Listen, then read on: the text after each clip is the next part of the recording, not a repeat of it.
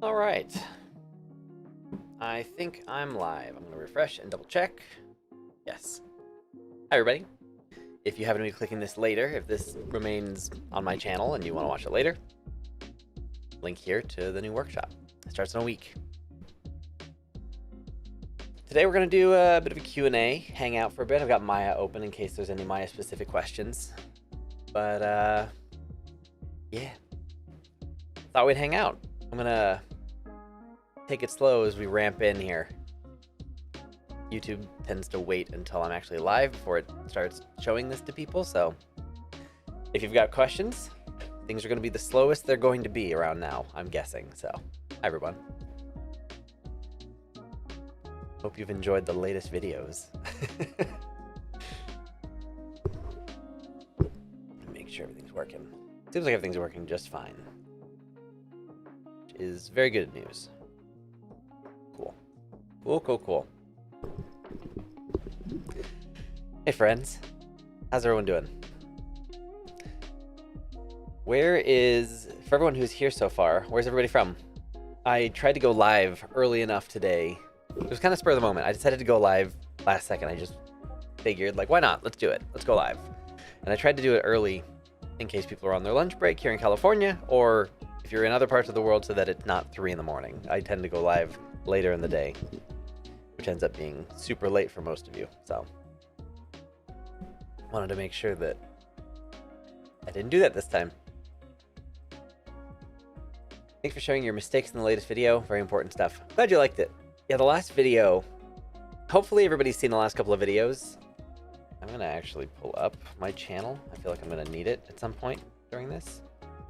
Oh, look, there's the stream. Yeah, the last couple of videos on the channel. This bigger so you can see. Here's us. Last couple of videos have been a lot of fun. I changed the thumbnail for this one, so if you don't recognize this one, it's, here's the thumbnail. Last couple of videos have been a lot of fun. I'm actually really happy with the last 5 videos. This one was just kind of like I just did it impulsively. Didn't do very well. Wasn't that great of a video, but the other ones are fun.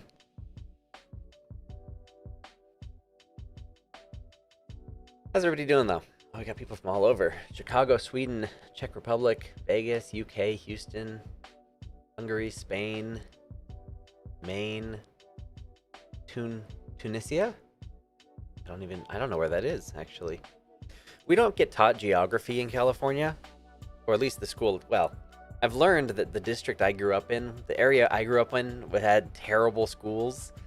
So maybe other parts of California learn geography, but we never learned anything. So I don't know where anything is. Mexico, Canada, UK, Sweden, Atlanta, all over the places. All right, hold up. Someone's already spamming. I'm gonna have to. Let's see. Can I time you out? Yes, I'm putting you in timeout. No spamming here.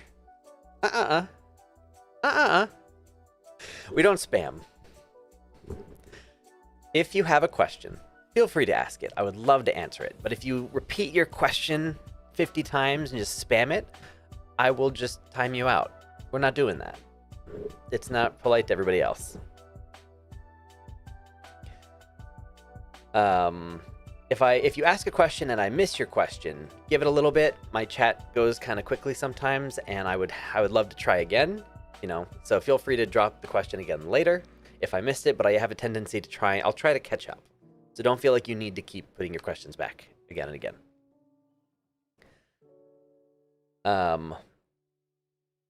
So whoever I just timed out, if you stick around until your timeout is over, ask your question again, I'll answer it.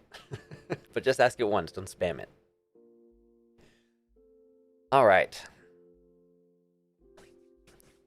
Long time no see. Glad to see your latest video. I appreciate the honesty, but sorry to hear what happened. No need to be sorry.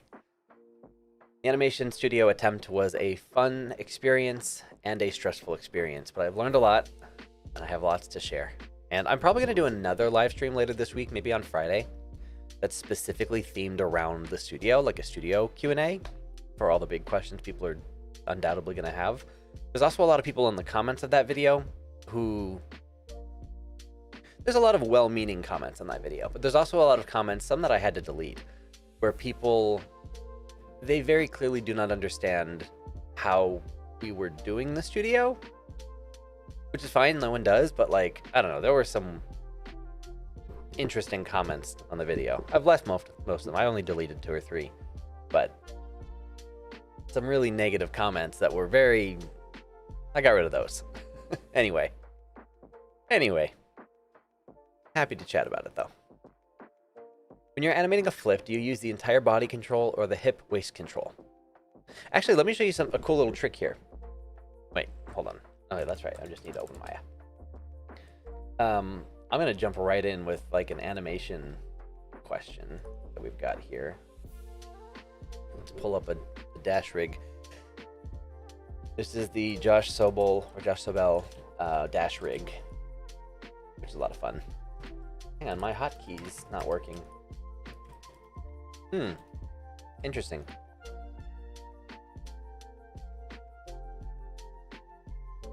My alt hotkey is not functioning right now. That's very weird. Huh. Well, the question was, if you were going to do a flip, how would you do it? Let me double check how the question was written really quick.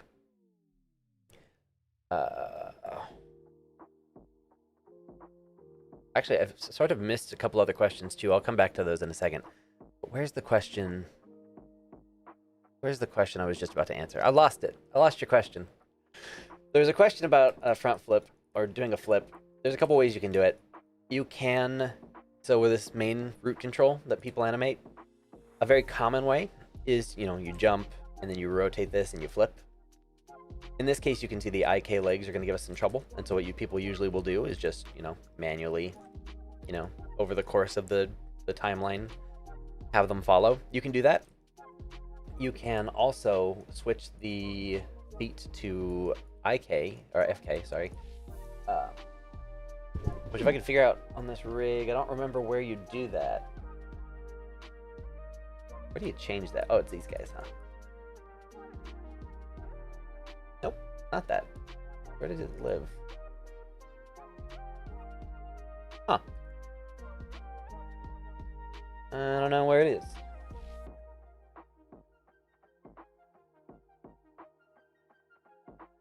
I can do this.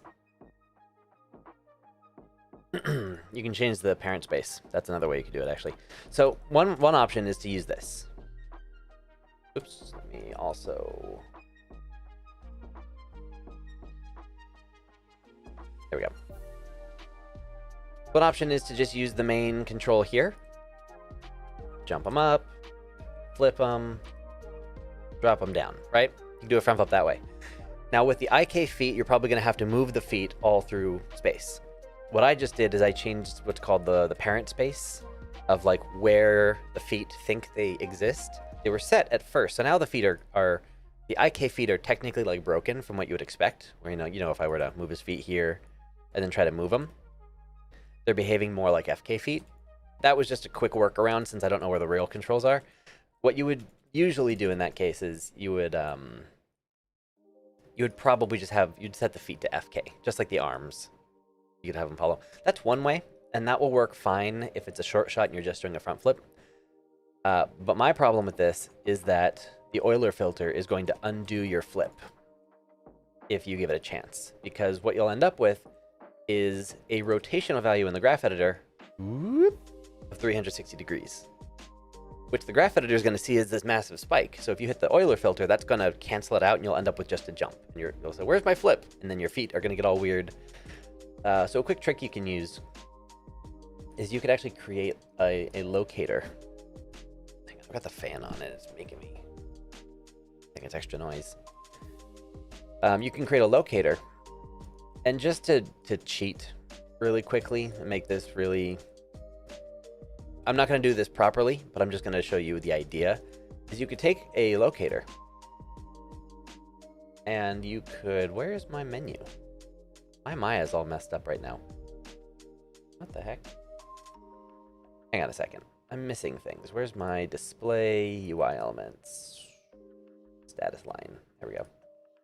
Very weird. If I create a parent constraint, I'll show you this. All right, so check this out.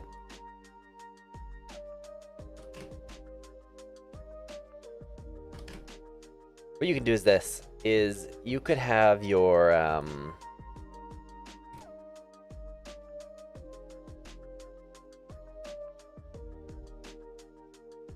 I'm doing this all badly. The idea is you could have your character, move him through space, have him jump, and then when he's stuck on the locator, you could then use the locator to flip him around. And you would probably want to include the feet and the hands and or the feet, all the IK stuff. Whoop, flip him. And then you could turn the locator off, turn the constraint off, and then go back to animating him. Then the character's body control will think that it's just gone and come up here, come back down. The locator's the thing that has the flip. That was a really... I presented that terribly. That was an awful way to present that information. I'm so sorry. I will do a much better job in my workshop if you're interested. Yeah, what a sales pitch. Anyways, someone asked a question about flipping, and I gave a really, really bad answer. Now let's try again. What other questions do we have? Let me hit these ones real quick that I said I'd get back to.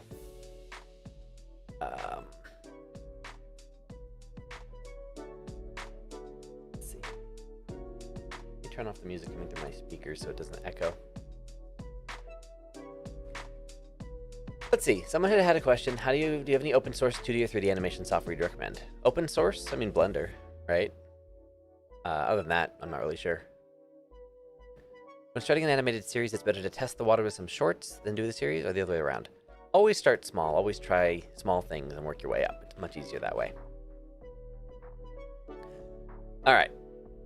Oh my gosh, there's so many questions. I just scrolled down to see where we're at. A lot of questions. Let me see here. I'm going to scroll back to here. Is California a great place? I like California. Overall, I like it a lot. I just started learning Maya. I do have a question. While rendering, I can just see black and white. I tried to search it on YouTube, but no answer. Just see black and white? That's interesting. I'm not really sure why that would be off the top of my head. I would say make sure, I mean, I'm sure you've checked this, but like, you don't mean that it's just dark with like light spots, right? Like just silhouette, because then maybe, I mean, as long as you have lights in the scene and it's actually lighting stuff, you should see stuff. Or maybe you're just using the base like Lambert material in Maya. You're not doing texturing, and then you're adding lights to just basic geometry, and it's just grayscale because there's no material data. I don't know. It's probably not that, but if you're just getting started, that might be something. And I will use this opportunity to say that if you are just starting learning Maya, or if you've been using it for a long time, link down below to my workshop. Yay! It starts in a week. Of course, it's 2 weeks long live training. You can see all the stuff here. Make it longer, make it bigger. 2 weeks, the first 2 weeks of May, we're doing live stuff. I cover everything. And we're also going to have a morning and an evening session for those of you who are in other countries and time zones get funky. And then there's all kinds of FAQs, and there's feedback, and there's all kinds of cool stuff in here. So, and there's a little trailer. If you're interested in checking out this page or signing up, there's a link down below. Or you can go to the link on the top corner, which will take you to my new website.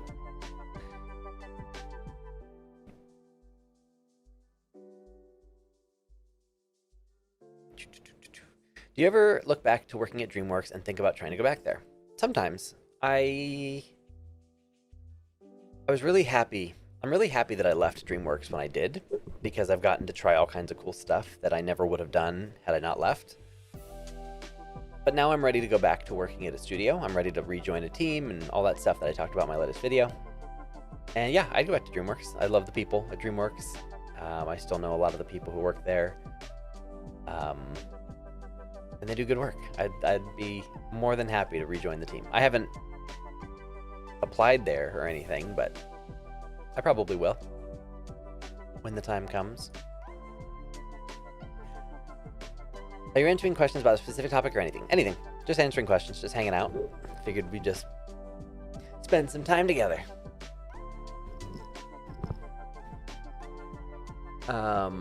Really like your video, sir. I wanted to ask, why do you want to go back to a studio when you made a video about why you left DreamWorks? I made that video like, what, 5 years ago or something? 4 or 5 years ago at this point. I left DreamWorks for all the reasons that I said in that video, and I stand by those decisions.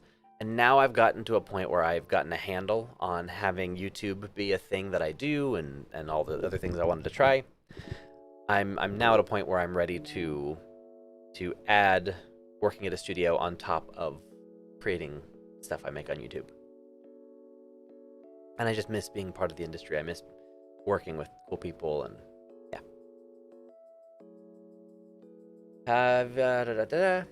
How was working on How to Train Your Dragon? It was really cool. It was the dream project.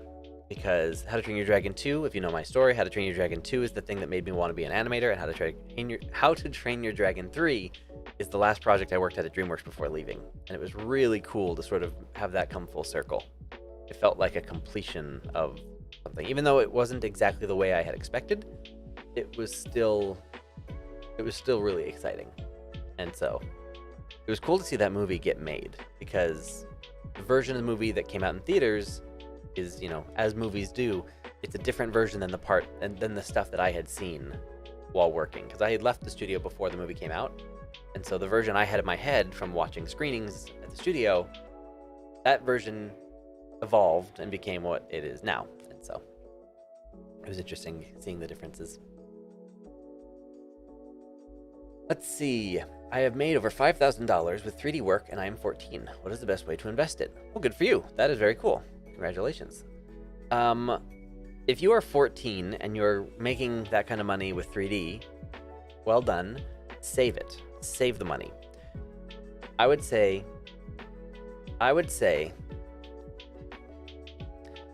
that even if you want to spend the money on some stuff, there's nothing wrong with investing it back into things that, I mean, if you've earned it, you've earned it, and you can enjoy it, and you can do cool stuff with it. But I would say, considering your age, save at least half of it. Every time you make any money from any project, save at least 50% of everything you make.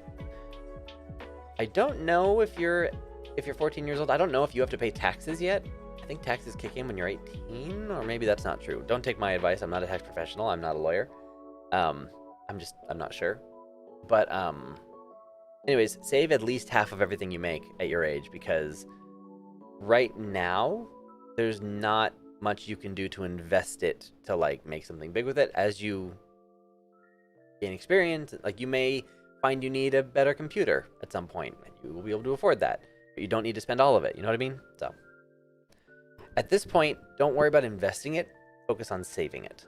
It's very, very easy to spend money and get in a habit of spending money. It's very hard to get in a habit of saving it. So if you are already making that kind of money, start making good decisions with it and making good habits by budgeting and saving. That doesn't mean you can't touch any of it, but save at least half of it every time. One day you'll look back at all the money that you made, and if you hadn't saved it, you'll look back and realize, oh, I would have had so much right now if I wouldn't have just spent it all on stuff that didn't matter in the long term, because you'll think it's going to matter, and then it doesn't end up mattering as much. Let's see. I have a nephew that's interested in 3D animation. Are there any resources you could recommend? Well, aside from my channel, there are some other great YouTube channels on 3D animation. There's also some great Twitch streamers. The Pratt Bros on Twitch, great resource. Always love to shout them out because they do some of the best stuff out there. There's plenty of books that I think I used to have linked in the description that I don't currently seem to have linked. Let me get you that link. I believe.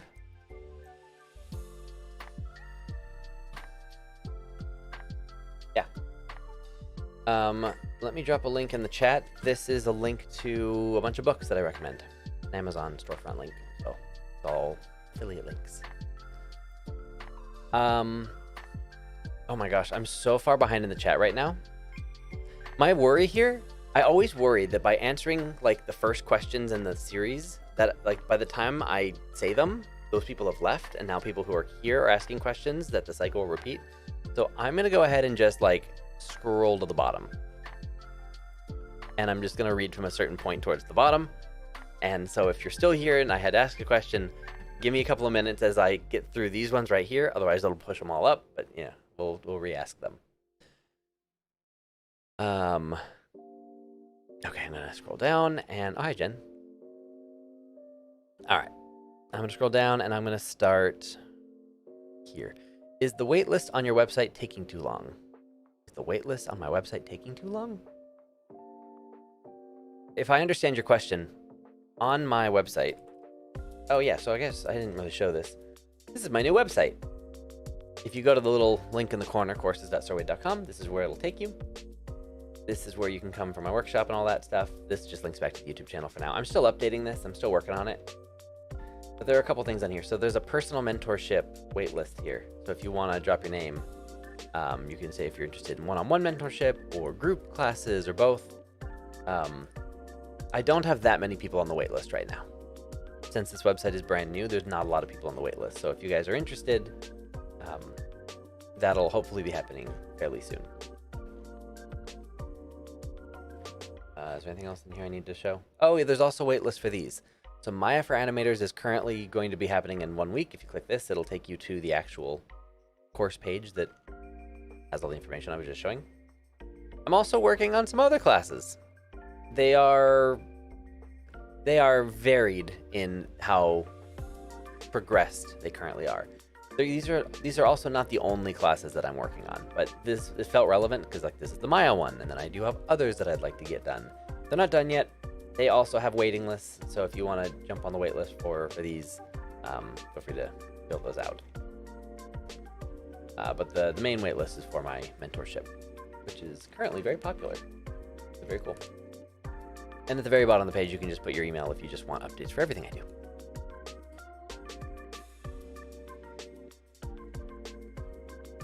Do you think a graphic tablet is a must for 3D animation and sculpting? I don't think it's a must, but I highly recommend it. Yeah, you can do it without it, but I really like it. Like, I work on a Cintiq, even when I'm working in Maya. Oh, I can really see that, yeah. So yeah, I work on a Cintiq, on a graphic tablet. For something like, for sculpting, for drawing, for anything that's very, you know, intuitive, I think it's extremely valuable. But you don't have to have one. They cost quite a bit of money, so, you know, I saved up for a long time to buy mine. And I just saw that Sense Labs came out with a competitive product to the Cintiq. I actually don't remember how much that is. Sense Labs display tablet. I actually have been meaning to ask them for it because I know the people at Sense Labs. They're wonderful. Here, I'll show it to you. And I haven't gotten my hands on it yet. But Sense Labs just came out with a 24-inch, which is what I'm currently using, 24-inch. They just came out with a 24-inch display tablet, which I'm really excited about. I have their non-display tablet, and I really, really like it. Very impressed with it. Why isn't this loading? Here we go.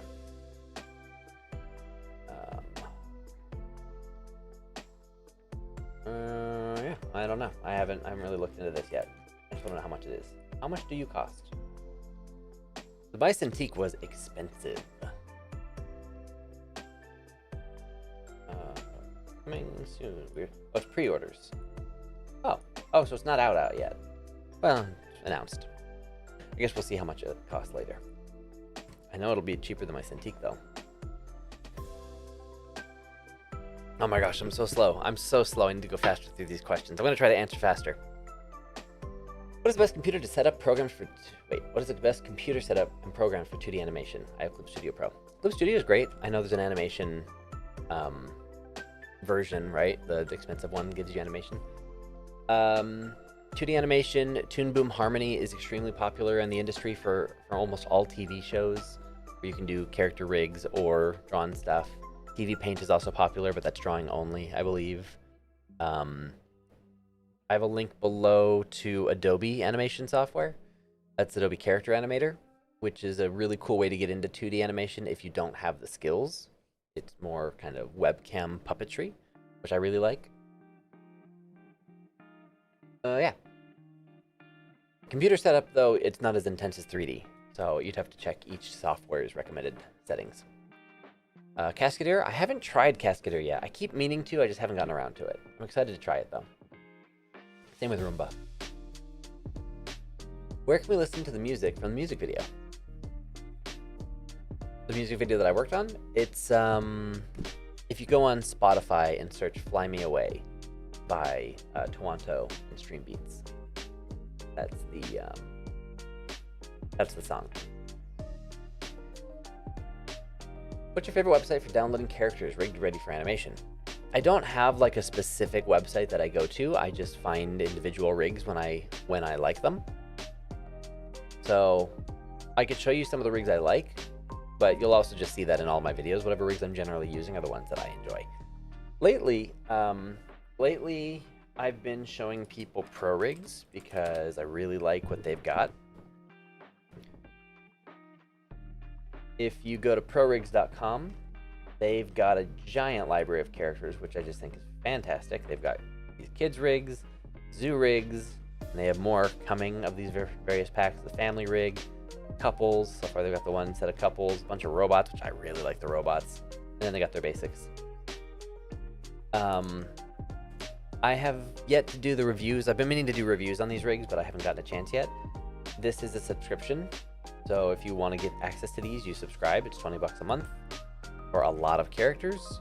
I would recommend that if you are going to do, like if you want a professional level rig for a shot that you're trying to get a job with, these are a really good pick.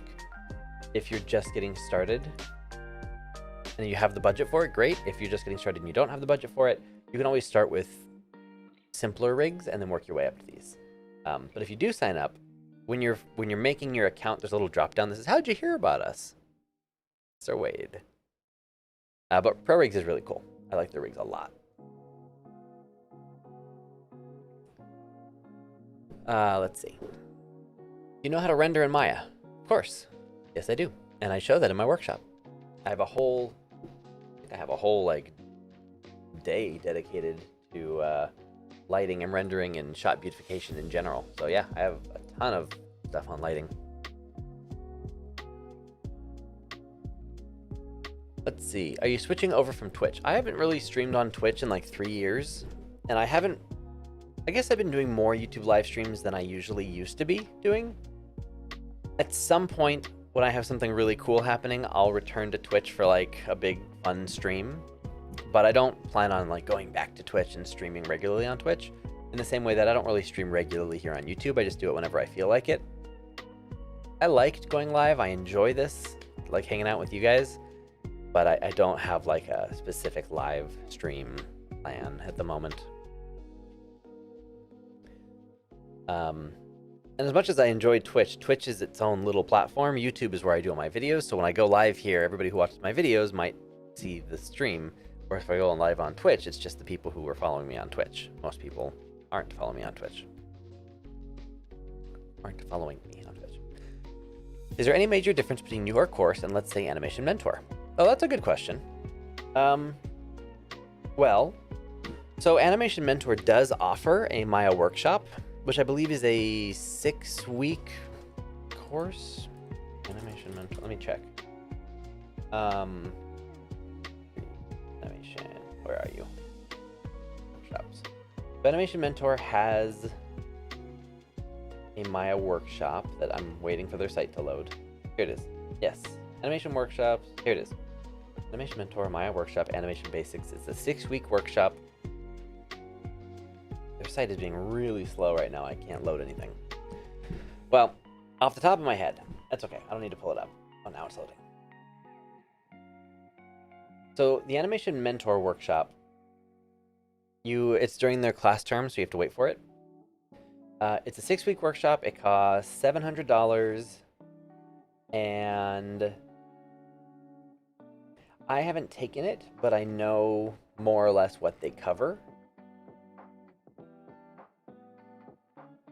And I don't really like to compare my stuff against anyone specific, so I won't get like too deep into their stuff, but I guess what I'll say is the Animation Mentor Maya workshop is designed to give you like the animation specific stuff that helps you take the courses at Animation Mentor or Animated in general.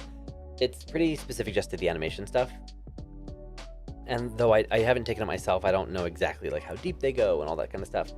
But mine is everything that Maya can do. It's like the full pipeline. It's from modeling and settings all the way through lighting, rendering, exporting, and everything in between.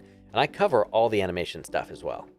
So as far as I know, which is again, like I don't know for sure, but to my understanding, I'm pretty sure I cover everything that they cover and much, much more for a lower price.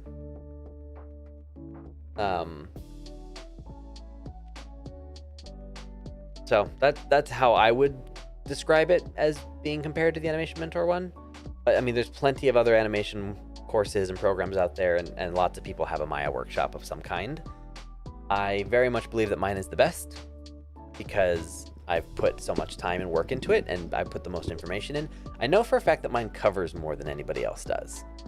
And it's also, I think it's either the cheapest or the most affordable, or it's like about the same as the most affordable. I don't think anybody has me beat on price or information. Especially with the sale. If you click down below, there's a sale. There's a coupon code down there. Makes it even cheaper. So that hopefully more people can take it. Let's see. I was wondering, if someone were to get hired at DreamWorks or any other big studio, do they pay for your travel or living expenses?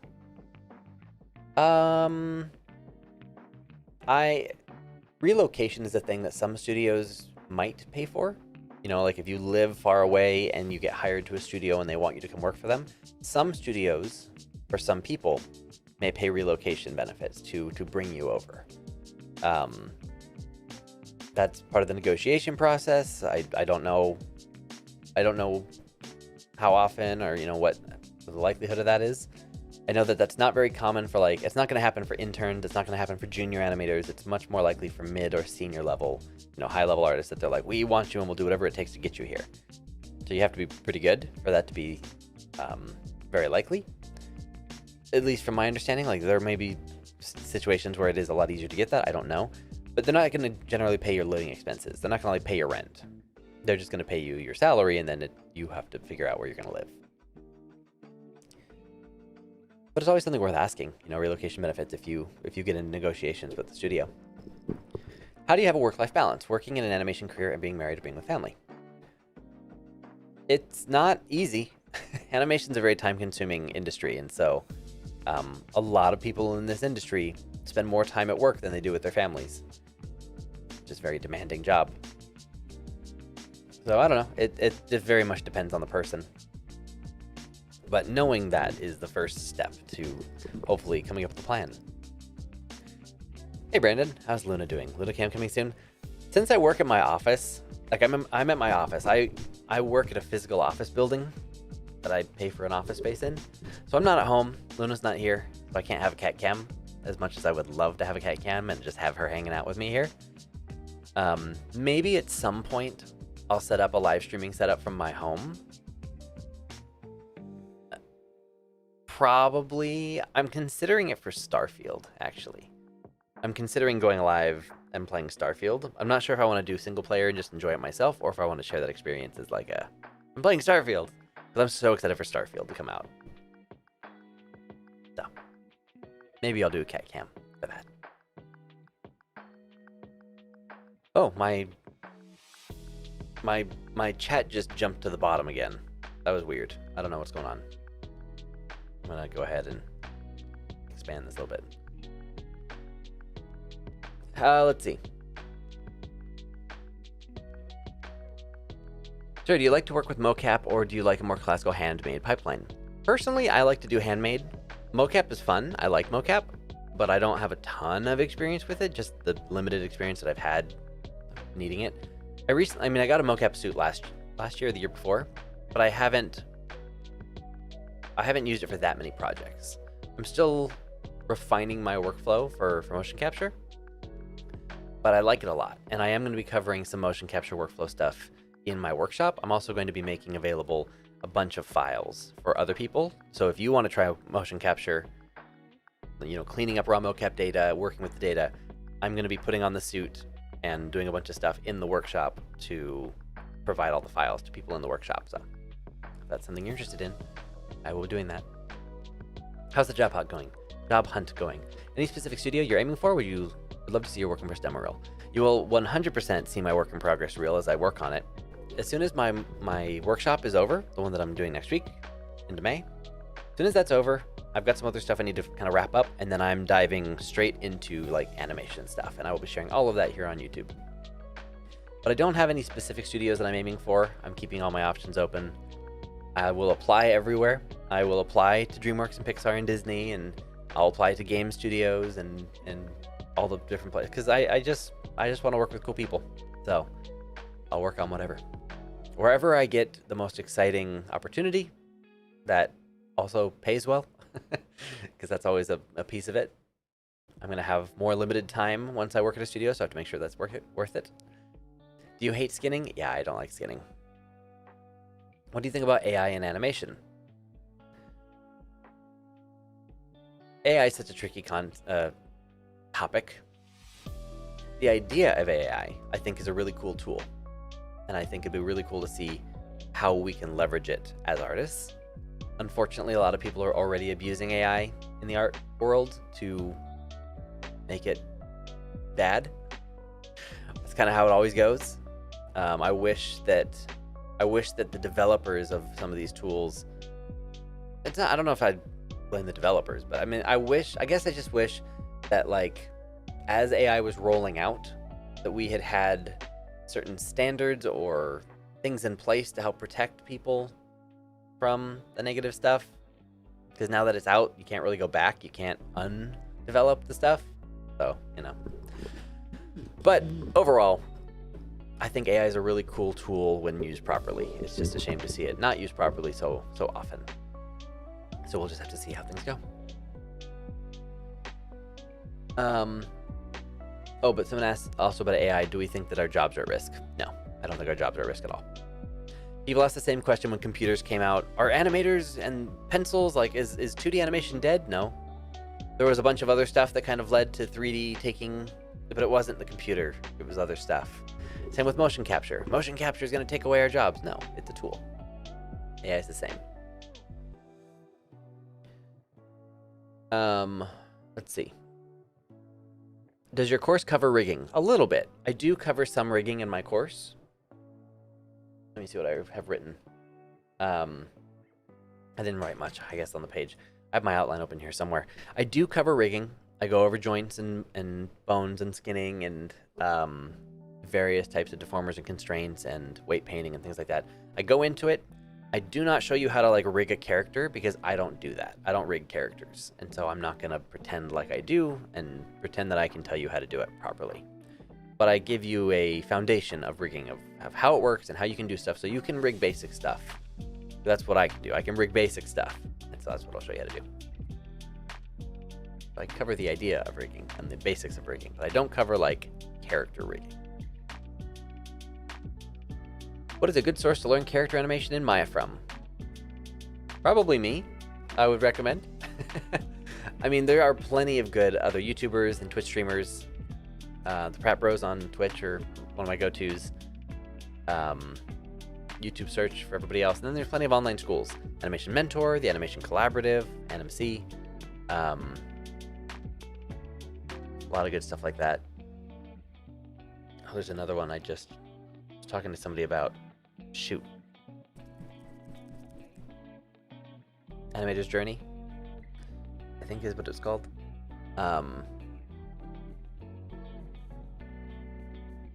What's up, Kenneth? Good to see you again, sir. Wanted to ask a question regarding my first job in the animation industry. Hi, Steve. Currently I wear a few hats in the production, like modeling and such, but I want to concentrate mostly in my animation. Do you think I should try to find a different job, which is mostly animation, or do I at least stay in my current job and earn some experience? Well, let's see. So you wear a few hats, like modeling and such, but you want to concentrate on animation. I mean, I guess it depends on, like, your life right? And your available time. If you were single and had free time after work, you worked reasonable hours, went home, and you were single, I'd say, well, just animate on the side if you want, and build up your animation stuff so that you can, if you like your job, you can keep your job, and then you can apply later with additional skills. But if your life is more complicated in that you have other responsibilities, maybe you have a family, maybe you don't have the free time, maybe you have a second job, who knows? Or maybe you just have work long hours. If you can have a conversation with somebody at your studio to see if you can get more animation responsibilities and, hey, look, I'd like to try my hand at this. Can you assign me some of this work? That might be a conversation worth having. But if ultimately it's a choice, if you ultimately have to make a choice between I can keep working this job where I get a little bit of animation experience, or I can leave and go do something else, that's kind of up to you. But I'm sure there is another role somewhere where you could transition into a more animation-focused side of things. Like maybe previs. Pre-visualization will allow you to wear still multiple hats, but maybe you can get a shot artist animation position where you can leverage your modeling and other skills, but focus more on the animation, at least basic animation. It's not going to get super polished, but that might be like a foot in the right direction if that's what you want to do. Some ideas. Maybe that's helpful. I hope. Hang on a second. These light fixtures above me make such an annoying noise when the air conditioning's on. I'm gonna go get a sword and fix it.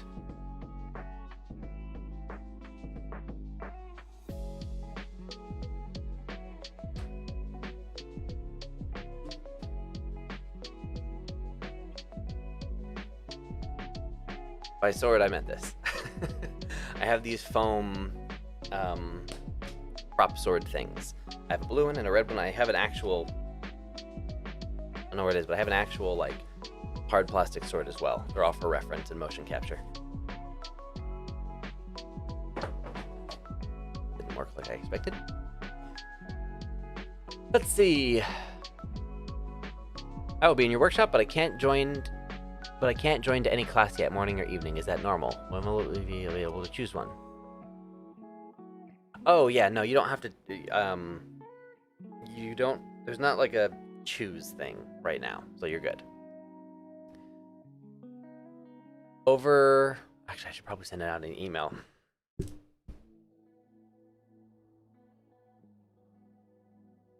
I'm really glad you said that, actually. Good reminder. I will send out an email probably tomorrow with some more information, but if you are signed up for the workshop, you don't have to click morning or evening or anything. I'll make both links available for everybody so that, you'll have the option if you join morning or evening at any time. You are not allowed to jump into both because there needs to be room for everybody in each class, and I need to know what to expect. But yeah, you don't have to select one and be locked off from the other one. I'll just make it a thing you can choose each day. Here are the 2 links, and you just jump in the one you want. So let's see. I answered that question about job hunting in specific studios. Why do people use pen and tablet for animation? Is it efficient? I think so. I think it's a lot more intuitive to be involved with the character like this versus the mouse remotely piloting stuff. Yeah, I think it's also more ergonomic. Is this the only chance for doing your course, or will there be another term? If you want to be a part of the live me teaching it to you, then this is the last chance for a while. At least that's my plan.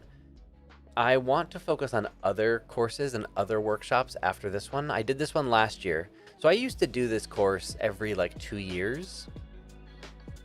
Everybody this year just got really lucky because I did one last year and it went really well. And I enjoyed it a lot, but I didn't like the way the recording came out. It worked fine, but the recording are just these long videos. Because the fun little fact about this workshop. So let me tell you a quick story. When I was at DreamWorks, when I was working at DreamWorks as a trainer, I was put in charge of Maya. Across the studio, anytime we had Maya training, that was generally my responsibility to teach. There are some exceptions for certain tools and plugins that DreamWorks had built specifically within Maya that I wasn't responsible for. But in general, I was in charge of Maya training. For example, there was this one animator who was, I think he was a 2D animator at Disney back in the day, and he was a 3D animator at the studio, and he was awesome. He was a supervisor on a bunch of the shows, on the movies, I mean. We call them shows. And he was going to be, and they work in Primo now, right? The DreamWorks animation software is called Primo. He was going to be working with another team elsewhere at a different studio to help supervise their animation. And they used Maya, and it had been years since he had used Maya, so I had to reteach him Maya. So it was really bizarre having this like veteran animator who is much more talented than I am and much more skilled in animation, but needed to know Maya, so I would reteach Maya. So that's the kind of stuff I was doing at DreamWorks, and I also was creating my own classes. So I created what we call the Maya Refresher course. At DreamWorks, we had a series of classes called Maya Refresher 1 through 5, and it was 5 different 1-hour classes. So over the course of 5 weeks, you would take a 1-hour course with me, and I would teach you everything that Maya had to offer. It was funny because it was only 5 hours. But I designed it for 2 reasons. Number one, there were lots of people at the studio who needed to kind of get back into Maya for certain things, or wanted to just for fun, or personal projects. And second, we had a lot of interns who, I spent a lot of time with the interns because I was the same age as all the interns, and I became friends with most of them. And, you know, we'd have these interns come from all these colleges that often they were very fancy colleges that were expensive and had respected programs and all this stuff. And almost every single intern who came into the studio had like no useful production knowledge of how to use Maya. You know, they were paying all this money, going to these expensive schools. They were trying to get jobs at DreamWorks. They got internships at DreamWorks, but their 3D reels were really lacking in like technical ability.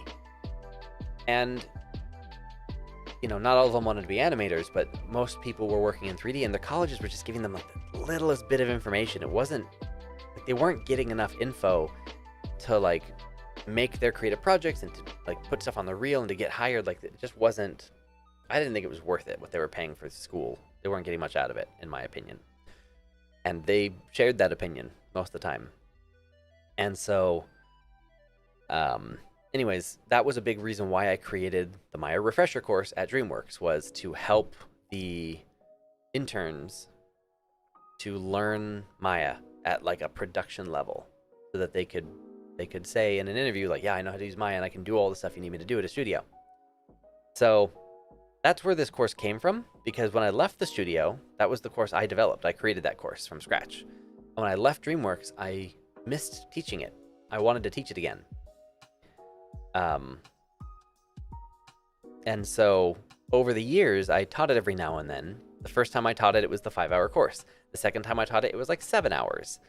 Then a couple years went by, and then I taught it last year, or 2 years ago. I taught it 2 years ago, not last year. 2 years ago? Last year? It was last year. I don't know. Doesn't matter. I taught it last time, and it was like 20-something hours. It was like so much bigger because so many years had passed, and I had spent so much time adding to it. And so now it's like a 30-hour course. It's like it's the biggest Maya like comprehensive training that I think exists, as far as I'm aware, of its type. My workshop is more information than an entire semester at college. It's more than any other school offers.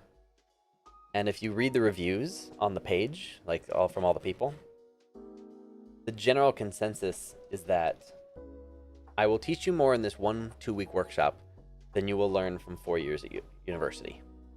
That's what most people feel. I got a lot of reviews that said that. Here's one. This workshop taught me more about Maya animation than the 3 years of university that I wasted before this class. And then this person here, 7-year veteran, plenty to learn.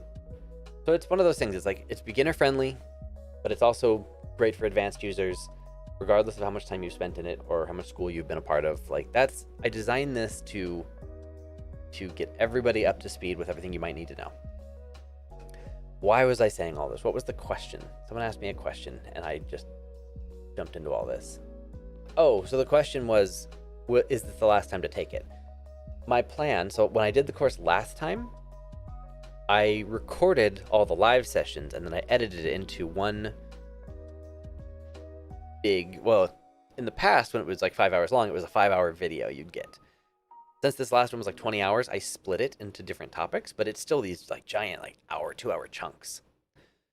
And so since I didn't like that, what I'm doing this time, so if you were signed up for the workshop, what you end up getting is there's the 2 weeks of live sessions starting next week, which is laid out like this: Monday, Tuesday, Thursday, Friday for 2 weeks. And I cover all these things. That's the live part of it. You also, after that, get access to a full set of recordings of everything I covered, but it's not a recording of the live. I am separately recording the entire workshop as an online course, broken up into nice little bite-sized chunks per topic, so that it's much more palatable and easy to watch, and you can actually, step through it easier. And so this is the live Q&A demos. I go through it with you and show you everything. And then when it's over, you get access to the recorded version of it, which is a separate recorded version that's broken up like an online course you'd expect. So those are the two components of how this workshop is made. And the reason I'm doing it that way is because it's just better. But also, once I'm done with this workshop, that recorded version will be the thing that then exists. So if you don't sign up for the workshop and you're like, oh, I'll take it next time, I don't really plan on doing another live session of this, at least for a couple years, because I want to work on other courses and other workshops and other things like that. And so the recording of this will still live on, and it'll be the same link. Like, instead of buying this workshop and getting the live stuff and the courses, you'll just get the course part of it. I haven't figured out the details of that yet, but ultimately, yeah, if you wanted to take the course from me, the live stuff, this is the only time I'm planning on offering it, because I want to change my focus to other stuff afterwards and work on other courses. Anyways, whole long answer, but hopefully that was helpful.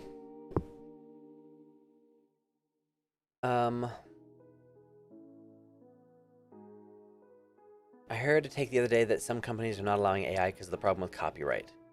Yeah, that's a huge issue right now with copyright and AI. So yeah, you probably won't be using AI at a studio. Also, hi Jen. You like the Mario movie? I haven't seen the Mario movie yet. I just got back from a trip like 2 days ago. I've been very busy. Do I have to use a drawing tablet? No, you don't have to. When you're at a studio, can you try to ask if you can live stream while you animate? It is very unlikely that you're going to be allowed. When you're working on stuff at a studio, that stuff it's kept under wraps. You are probably never going to be allowed to do that. Which is why if you want to live stream your work, you have to do it with your own personal stuff at home. Hello from Zambia. How are you? Hi. Asked if you have used the graph editor and Blender. Have any tips for it? I have a video, 7 tips for the graph editor. It's a Maya video, but it will apply to Blender in most cases. I don't know if Blender has all the stuff, but that's what I would recommend watching. It's like 7 graph editor secrets or something on my channel, so check that out. And if you work in a country, if your country's animation industry is not very developed, but you still want to work in the animation industry, just make stuff for yourself. Learn and create of your own free will. You don't have to, as you grow and improve, you don't have to work at a specific studio. Just keep practicing. And then you can work remote or freelance. Do you think it's a good idea to get a master's degree in animation, mainly to be able to teach in universities? No, I do not think it's a good idea. It is my personal opinion that getting a master's degree in animation is not a helpful thing to do. In my opinion, I think it's a waste of money, because you don't need a degree to animate, and a degree is not going to help you actually be a good animator. Especially if you're trying to teach in universities, I don't think it's... If I had the choice between... I'll ask you. You tell me. Who would you rather have? Who would you rather have as your... Say you go to a university and you pay all the money that it costs to go to a university, unless you if you live somewhere where university is free, cool. But in the US, it's very expensive. Imagine paying all the money that you need to pay for university, and you get a teacher. Who would you rather have teaching you? Somebody who has a master's in animation and they have a all these degrees, but maybe they've never animated professionally anywhere at any job. They don't have any production experience whatsoever that they can share with you. Or I'll use myself as a middle ground. Or would you rather have someone like me who dropped out of college, didn't get a degree, has worked in the industry a little bit, and has animated stuff and can teach stuff? Between just those two, you tell me what you'd rather have, or what I think is the best case scenario. Or would you rather have somebody who has worked for many years in the industry and has decided, I think I'll teach, which would be even better than me because I don't have that many years of experience in the animation industry. To me, having a master's or a degree in animation does nothing. Granted, there's a whole thing about like visas and international stuff, like that's separate, but in general, no, I don't think it's a good idea to have a master's in animation if you want to be a good animator. Hey, so Wade, sorry for kind of a bummer question, but is CTM worth it anymore? In 2021, it was a bit underwhelming. Granted, COVID had affected it. Oh yeah, I showed up last year, 2021. I went 2022. I heard 2021 was sad.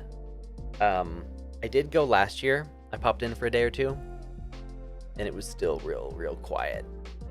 CTN, I don't want to get in, I need to find out from my lawyer how I need to phrase these answers, but in my opinion, it seems to me, let me think.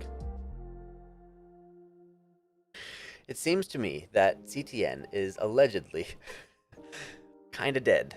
Maybe it'll come back, but its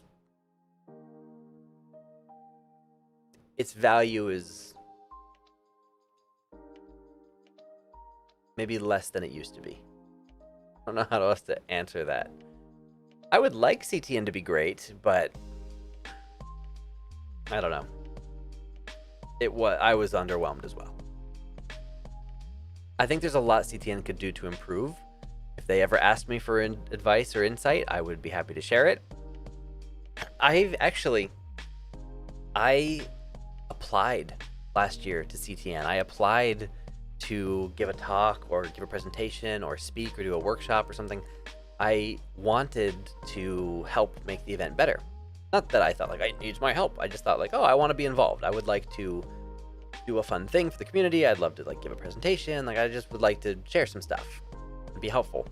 And I applied as a speaker and they never got back to me. They just ghosted me. They never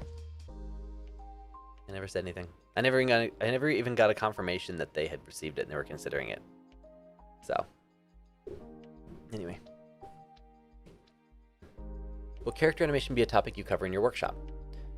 In the one I'm doing next week, I will talk all about it because I'm showing how to do Maya for character animation, but I'm not going to dive into like character animation techniques necessarily. Like I'll talk about workflow and I'll talk about stuff, but I won't be like teaching animation. I'll be teaching Maya for animation. That's for other classes coming up. Hi, so Wade, watching from Montreal, Canada. I just had a master class with Michael Makarovich on the weekend. Oh, you lucky duck. That sounds awesome. Yeah, the master class. I've never been to. I've been to the Epic Intensives, but I've never been to the master classes. But I remember I saw that he was going to go to Montreal for that. Bravo for going. Fantastic. One of the best educational things out there for animation. I bet you learned so much good stuff. Dave, what was your favorite thing you learned? Or the most like, oh my gosh, what was the favorite thing you learned from the masterclass? I'm gonna scroll down again because I keep getting caught up at the top. Are you gonna be doing any more? Oh, hold on. Let me point this out. Degrees will help you get visas. Something to keep in mind. 100%. Yes, that's what I meant by like the international component. Animation jobs do not need degrees. Being a good animator does not require a degree. Animation international visas can be helped by degrees. That is the only reason why degrees can sometimes be useful. As a US citizen who works in the US, that's not something I can really speak to. But yes, 100%. Like that's the thing that I kind of will always put a little asterisk and say degrees are kind of worthless in this industry unless you need them for visas. but then you have to ask somebody else about what that means, because I'm not something I have to deal with. One day I'll interview somebody who will share that with us. But are you going to be doing any more one-on-one mentoring courses? Yes, I think I'm currently full right now. I think nobody's left for a while. I do one-on-one animation mentoring and tutoring and things like that, and I've had a full roster for months. Nobody's left. Everybody's enjoying it, I guess. I don't know. Yeah, I will either be opening a few more spots soon, or I might be introducing a group class thing, so I can kind of let more people into a group session. I think I will probably be doing that sooner. So if you are interested in that, make sure you fill out the wait list on my website. Right here. After taking your workshop in Maya, how much of what you teach can I take with me if I learn Blender at the same time? I don't know. I mean, there's a lot of overlap between the two tools. I show a lot of stuff that's like best practices, and yeah, I mean, I'd say there's a fair amount of stuff that applies to Blender as well. There's going to be some tools that I'll show that only Maya has, but there's a lot of stuff you could apply to Blender. I don't know exactly what, but you could. Omniverse question. Ooh. Never been asked one of those before. Omniverse question. Is it worth to learn and incorporate the pipeline with Unreal and Maya, or just stick to Blender since I already know it? I mean, yeah, you should 1000% start learning USD and the Omniverse workflow and stuff, and start playing with Unreal and Maya. If you can, like, totally, yes. It's always better to know more. And especially, yeah, if you're working in Blender, start learning USD and integrating your stuff with at least Unreal. That's a great idea. Yes. You may not use it for every project, but to be able to use it and to have some experience with it, definitely useful. USD is super powerful. Where can we listen to the music from the music video? I think I answered that. The music video that I worked on at the studio video I talked about, if you're talking about what in my last video, the music from the music video can be listened to on Spotify if you search in Fly Me Away by Tuonto. Tuonto. How are you, sir? I'm a Korean animator who had the dream to work on the USA animation field sometime. Can I get some advice, please? Hi, Joe. I was just at your airport 2 days ago. I was at the South Korean airport. Very nice airport. Some advice. Well, luckily, you can get all the practice you need from where you are. You don't have to come to the US for the practice and things like that, which is good. Learn from everywhere. I mean, I feel like the advice is never that great, but hopefully this is helpful in some ways. Watch every video, absorb every live stream, take notes, try the stuff, watch it, apply it, practice it, get feedback from other people, and regularly share your work and ask for feedback so that you can find opportunities and look for remote positions, look for short films you can participate in, look for small productions that you can get involved in as a stepping stone to actually getting a job and getting hired somewhere. Hopefully that's helpful.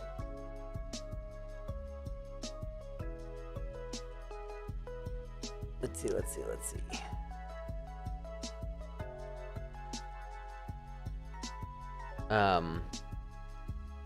I appreciate the master's degree opinion. I also prefer someone with years of experience. I asked because I heard you're only allowed to teach in universities with a master's degree. If that's true, it might be true in some places at some schools. I don't know. I don't think that's a rule here. But if a university requires a master's degree to teach animation, don't go to that university. Because they're valuing the wrong thing. And you're likely going to have a bunch of students who are frustrated and aren't learning what they need to learn. There may be some exceptions of people who have master's degrees who are really good animators and can teach well, but in most cases that I've seen, it's kind of one or the other. It's either they focused on degrees or they focused on actual animation. It doesn't mean that you can't have professors who are good animators. It's just that it's very common for people. I've seen some very high profile schools who have people running the departments and teaching at the schools who they do a lot of the teaching of animation, and they've never ever worked in production anywhere. Ever. They went to whatever school, like they were students. They went to this school. They got a degree and they graduated. They couldn't get hired, so they came back and they started teaching, and then they ended up being at the top of the department, and they're just at the top of that school now. And that's their experience. It's just all school based. I don't know. It's not how I'd like to learn, personally. Quick question: in After Effects, what configuration do you recommend to have to avoid problems such as lags, preview freeze, cache memory problems, etc.? What configuration? If you are talking about computer stuff, what I would recommend, if you are looking to buy a computer for a certain software, go to PugetSystems.com. If I can, my title's in the way. Hang on. There it is. Puget Systems. Go to Puget Systems, and depending on where you live, and then you go to content creation. Where do you go? Yeah, content creation, and then you can pick and say, oh, I want After Effects. There's Maya, there's Blender, there's all these things. You click on After Effects, it'll show you like really high level stuff. You don't have to go with these builds. You can see like the standard workstation. It's priced really high, starting at 37. It's priced high because it's designed for like professional workstations. But if you click on it, it will explain to you why they're picking these things. So like you can see the RAM and you can see these things. It'll describe for you why it's recommending these things, and then you can always go back and like work out other things. You can also go to their publications and you can search for like After Effects. Let's see what it comes up with. Yeah, and then you'll find these different things of like, these various articles of like, they'll compare different processors and RAM, and they'll do all these tests so that you know exactly what's best for different tools. Really cool. That's where I get my computers from, Puget Systems.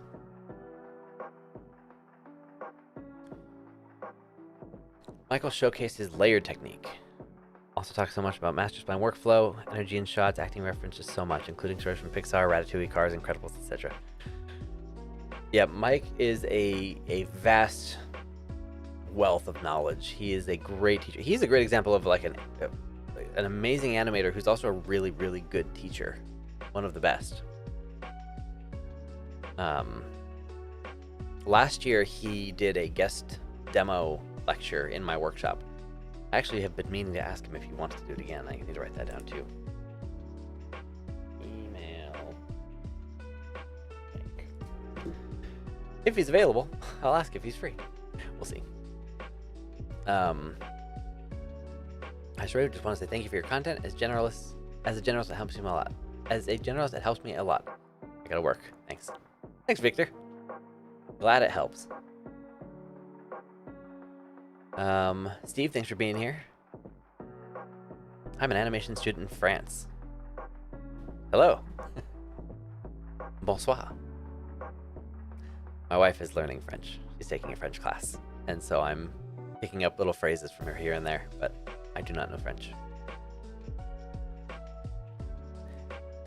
But hello. Actually, I have a question for everybody in Europe.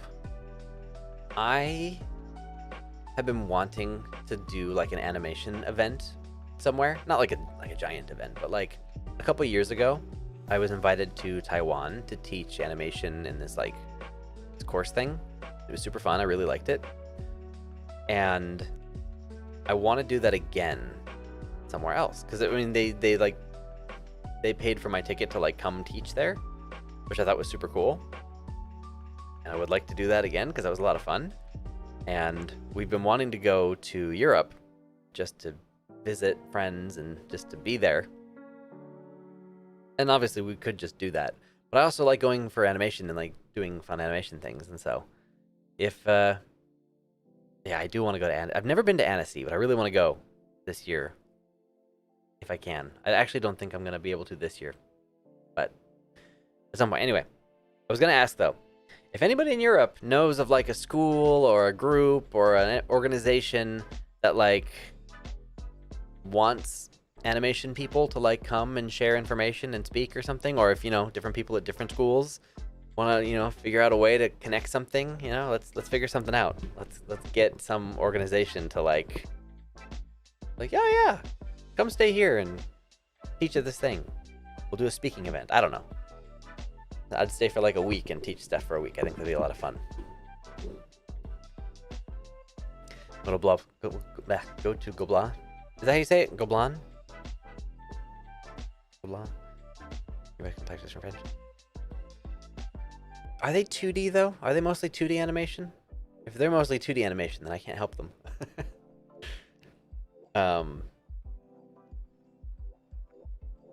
Let's see. Nimona got announced for Marina Hennessy. I think it's one of the best movies. That's cool. I've never heard of that one. Let's see. Let me back up a little bit here. Hello, good sir. Just got laid off from my first layout job after 2 years. Oh, it's a bummer. I'm sorry. A little lost on how to proceed as there's no layout jobs right now. Should I polish my animation skills in Maya or branch out, learn something new? Really up to you. It's what you want to work on. Whatever you want to be doing at your next job is the thing that you should be doing now.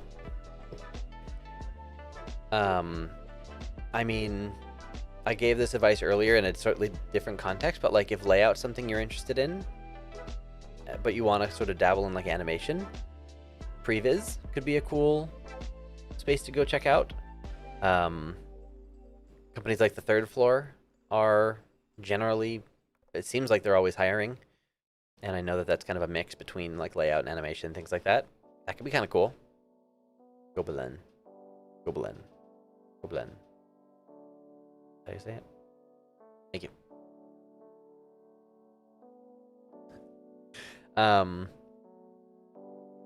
Let's see. What's your opinion of adding random micro movements? I almost never add it because I rarely see it as improvement. I need to just improve my eyes. Random micro movements.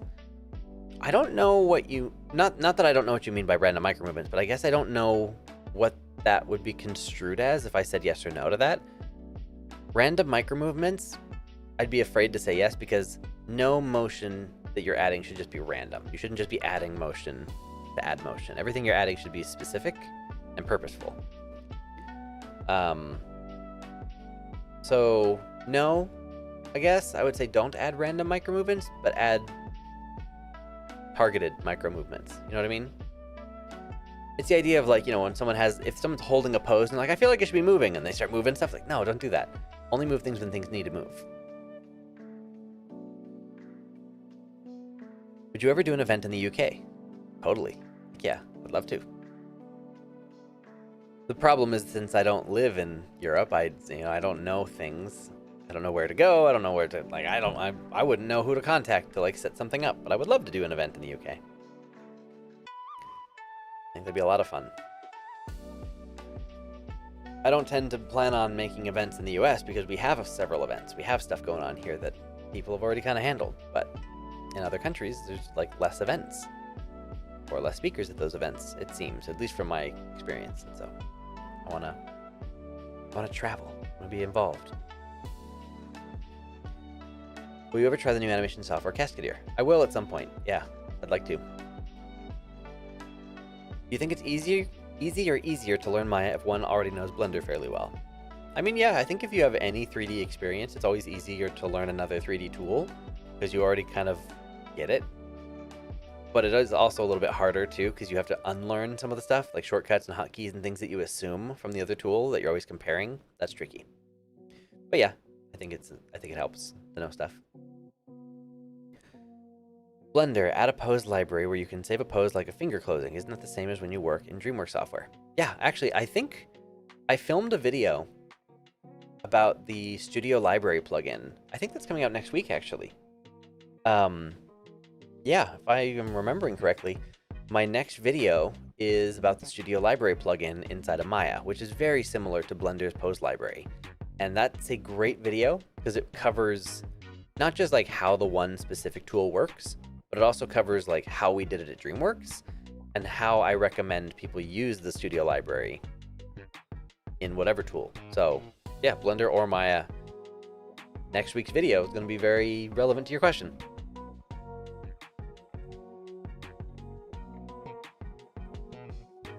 Let's see. I saw your last video on making an animation studio and how it failed. It surprised me to see that, but it's weird because I want to make an animation studio on YouTube like SMG4. Any tips you faced? I don't know SMG4. I will say, a lot of people have been messaging me and saying like, I've been trying to start a studio myself. This is great timing. My question is, why does everyone want to start an animation studio?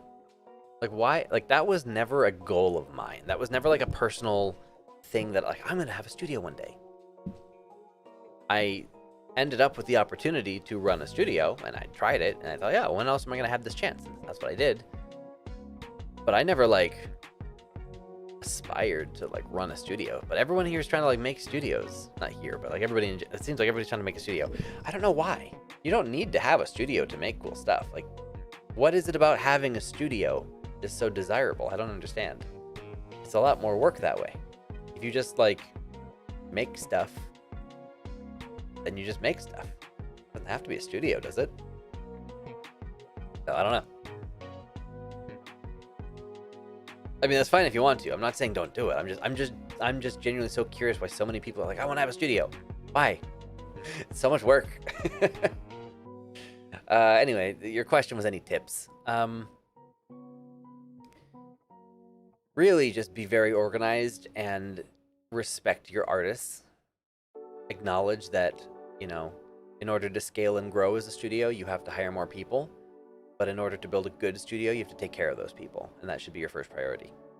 Your job as the manager is not to be in charge of people, but to empower those who work with you. Make all of your employees and your contractors, make them feel like they are working with you, not working for you. Otherwise, you'll just build another toxic work environment, and you'll be unhappy with the quality of work, and they'll be unhappy working for you, and you'll have a hard time getting artists. Just stand in the middle of London and give an animation talk. Not a bad idea. Maybe I'll just do that one day. You ever just see some guy talking to himself in London about animation? That's me.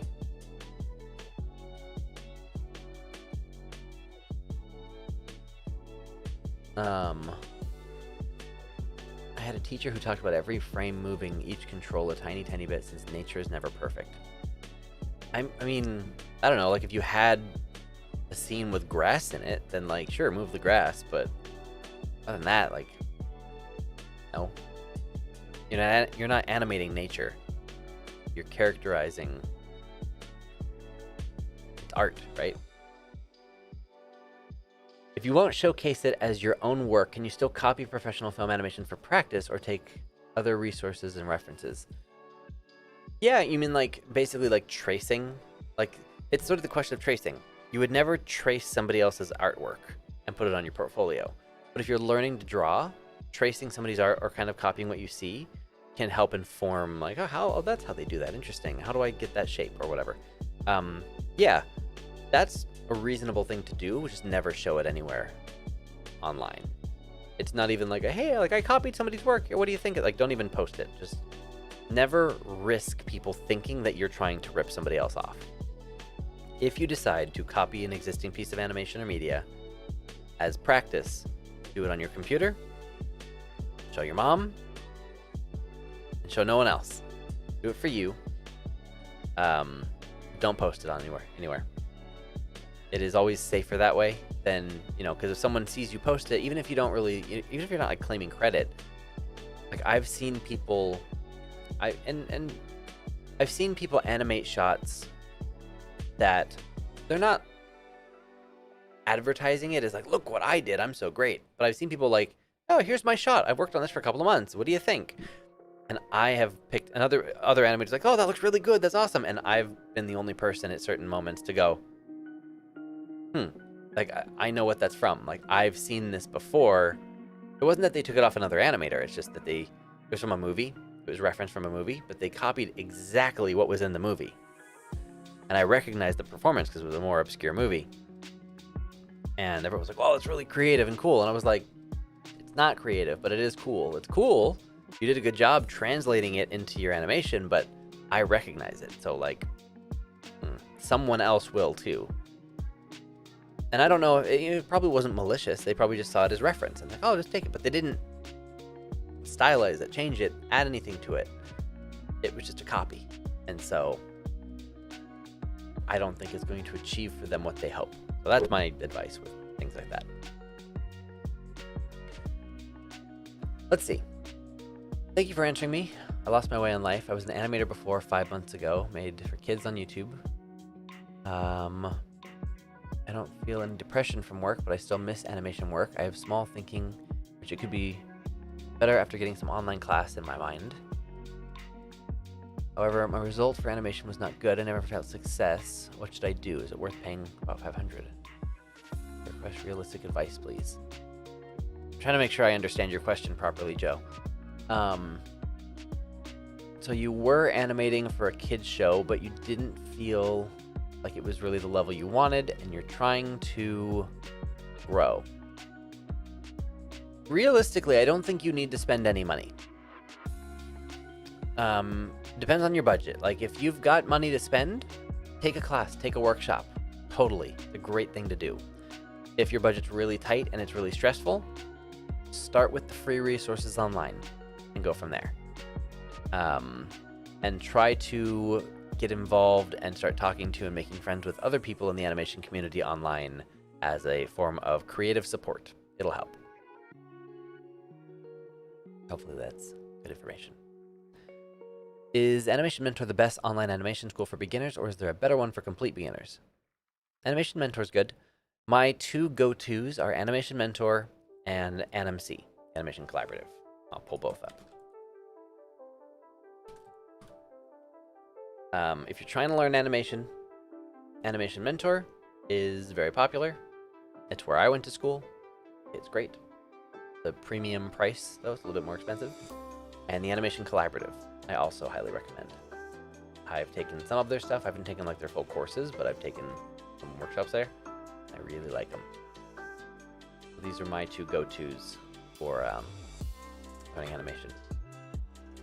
And if you're just trying to learn Maya to be a better animator, that's where I come in. I'll teach you that. But yeah, if you're trying to learn animation specifically, those are my two go-tos.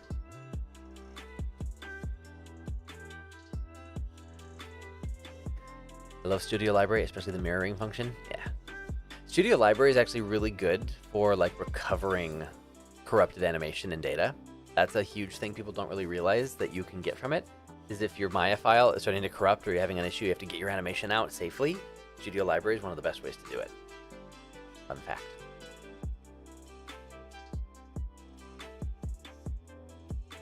Do you think most studios would hire people who are good at Blender and have a good reel, then teach them Maya on the job, or is that rare? Blah, can't talk. Yeah, totally valid. If you're a good animator, doesn't matter what tool you use.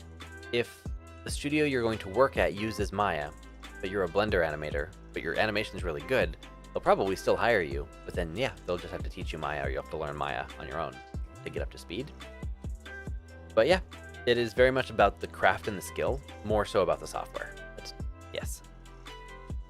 Which is why software doesn't really matter that much. As long as you can do the job. If I was planning on doing a short film project, how would you suggest laying out a roadmap? Would you plan out deadlines for each part of the pipeline, or just generalize it?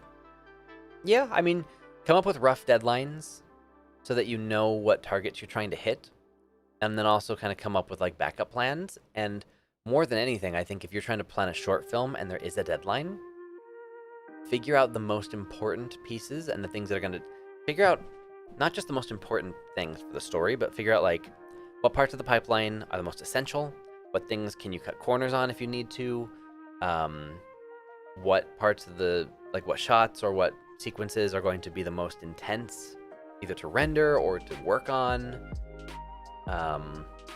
You know, which ones do you have to really get right? Which ones are less important? Is there anything you can cut if it comes down to that? You're basically trying to make a plan, not just of your project deadlines, but also your backup plans, for if any deadlines get missed and things have to get dropped, you know what to cut and you know where you can compromise. That is kind of an important piece that I learned a lot about in my music video that I was working on.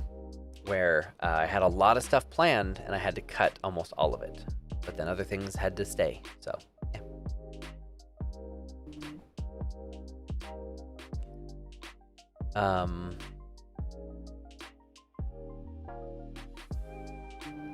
Let's see. How do you find energy to work on personal work or improve your skill set when already working an animation job full time? It's hard. It's different for everybody.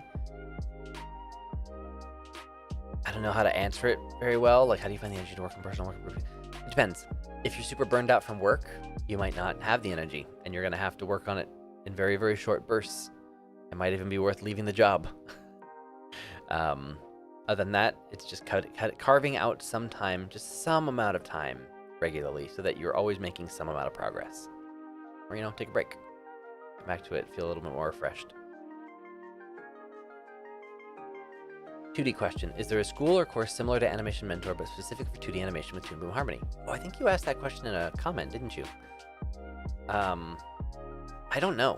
I don't know of any courses that are 2D specific for Toon Boom Harmony. It's a really good question. I don't have an answer. I will say that courses like Animation Mentor teach animation. They teach it in 3D, but it still applies to 2D. Technically, I mean, this is a stretch. You could try reaching out to something like Animation Mentor and saying, "Hey, I want to learn to animate, but I want to learn 2D. Can I take your course, but I'm going to submit all my assignments in 2D instead of 3D?" They might not go for it, but honestly, like, you could do it. I don't know. That's one thing. The CG Spectrum you can learn? I mean, but I'm not doubting you. What you're saying is probably true. I don't... let's see. What do I want to say here? How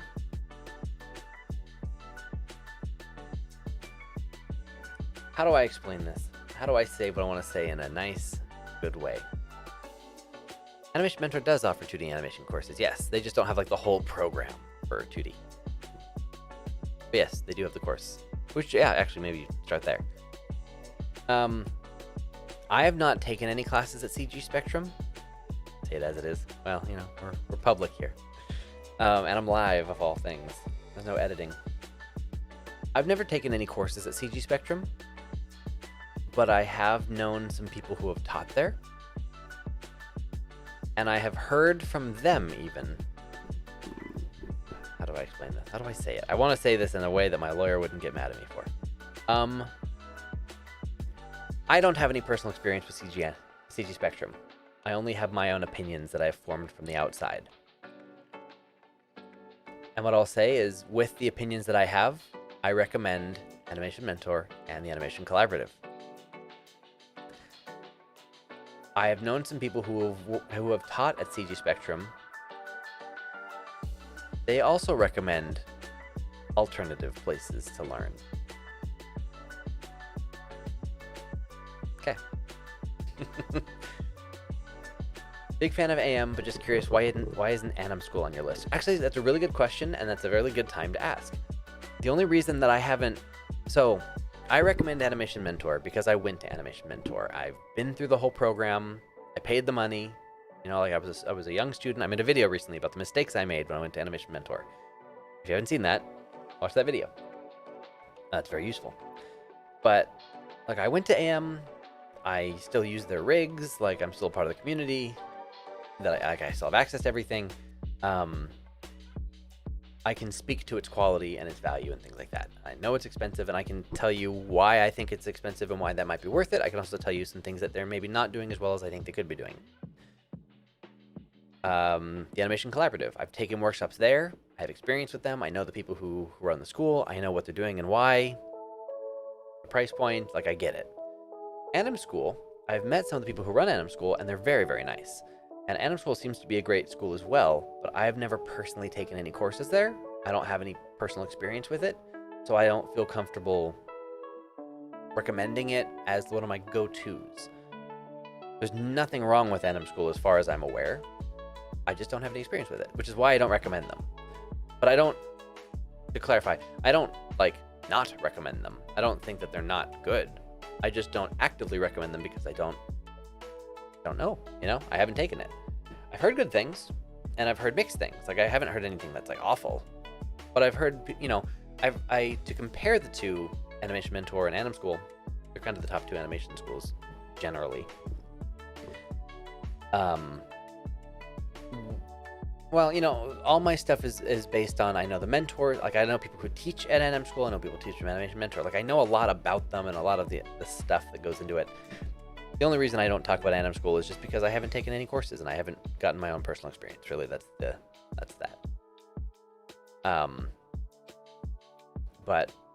But from what I can tell, they seem like they'd also be a great option to consider as well. But I kind of have to leave that one in your court because I don't know.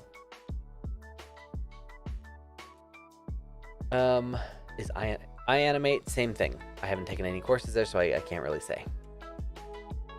And hopefully this is helpful to know that, like, I will never promote things that I don't feel good about. Like, I will only promote stuff I feel good promoting, that I feel confident in that recommendation. And if something's just neutral to me, I'll tell you. I'll say, oh, I don't know. Seems fine. I'll give you my opinion. And if something's bad and I think you should stay away from it, I will try to tell you in the most legally friendly way I can. There have been schools and universities in the last couple of years who are bad, just straight up, like objectively. I think you could argue that these colleges and universities are just awful places to go, and they've had some things happen there that you would prove that with and say, oh, yep, not going there. And there have been some students who have left and spoken out against the schools, and they get hit with legal suits of the school saying, you're defaming us. It's, you know, we're suing you for damages. I have a large number of people following this channel, and a lot of people watch my videos. I am apprehensive to say anything too severe or too specific without consulting my lawyer. Anyway. You know what happened to Anim Squad online school? No, I know that they were around and then they kind of disappeared, right? Are they still around? Anim Squad.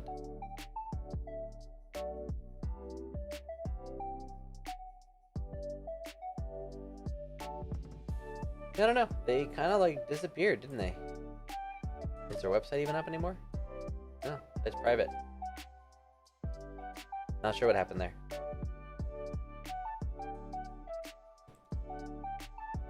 No idea. I love your toothless statue. Thank you. I'll bring them over.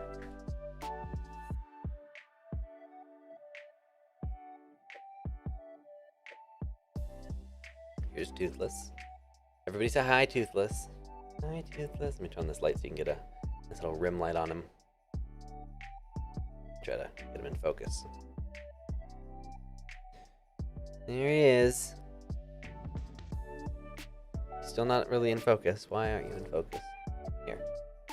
Put him where I am.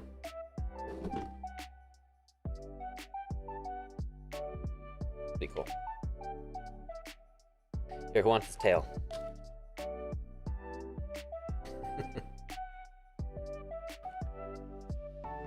Would anybody like a close personal introduction?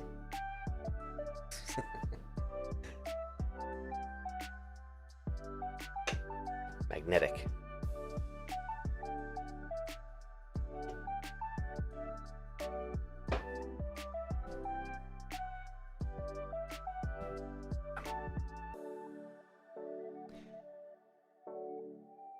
Let's see. What are your plans for future workshops? Well, what I can tell you right now, Maya for Animators is the first one that exists. I will also be refreshing my resume and cover letter workshop just for applying to jobs, because I really like resumes and cover letters. It's just something I happen to enjoy talking about. Probably refresh that as a short one soon, maybe for the summer. And then I want to do some animation specific ones. I don't have any specifics I can give you right now, but I have a couple animation courses that I would like to create. Some good affordable workshops to get people started I'm not trying to compete with like Animation Mentor or Anim School or any of those. Like, I'm not trying to make a whole school right now or anything, but I am trying to offer an alternative for students who can't afford to go to schools like that and want to get started learning the foundations and the stuff to start building up their animation skills. That is a goal of mine. So yes, that is. Then I'll also be doing some Blender stuff and some Unreal Engine stuff.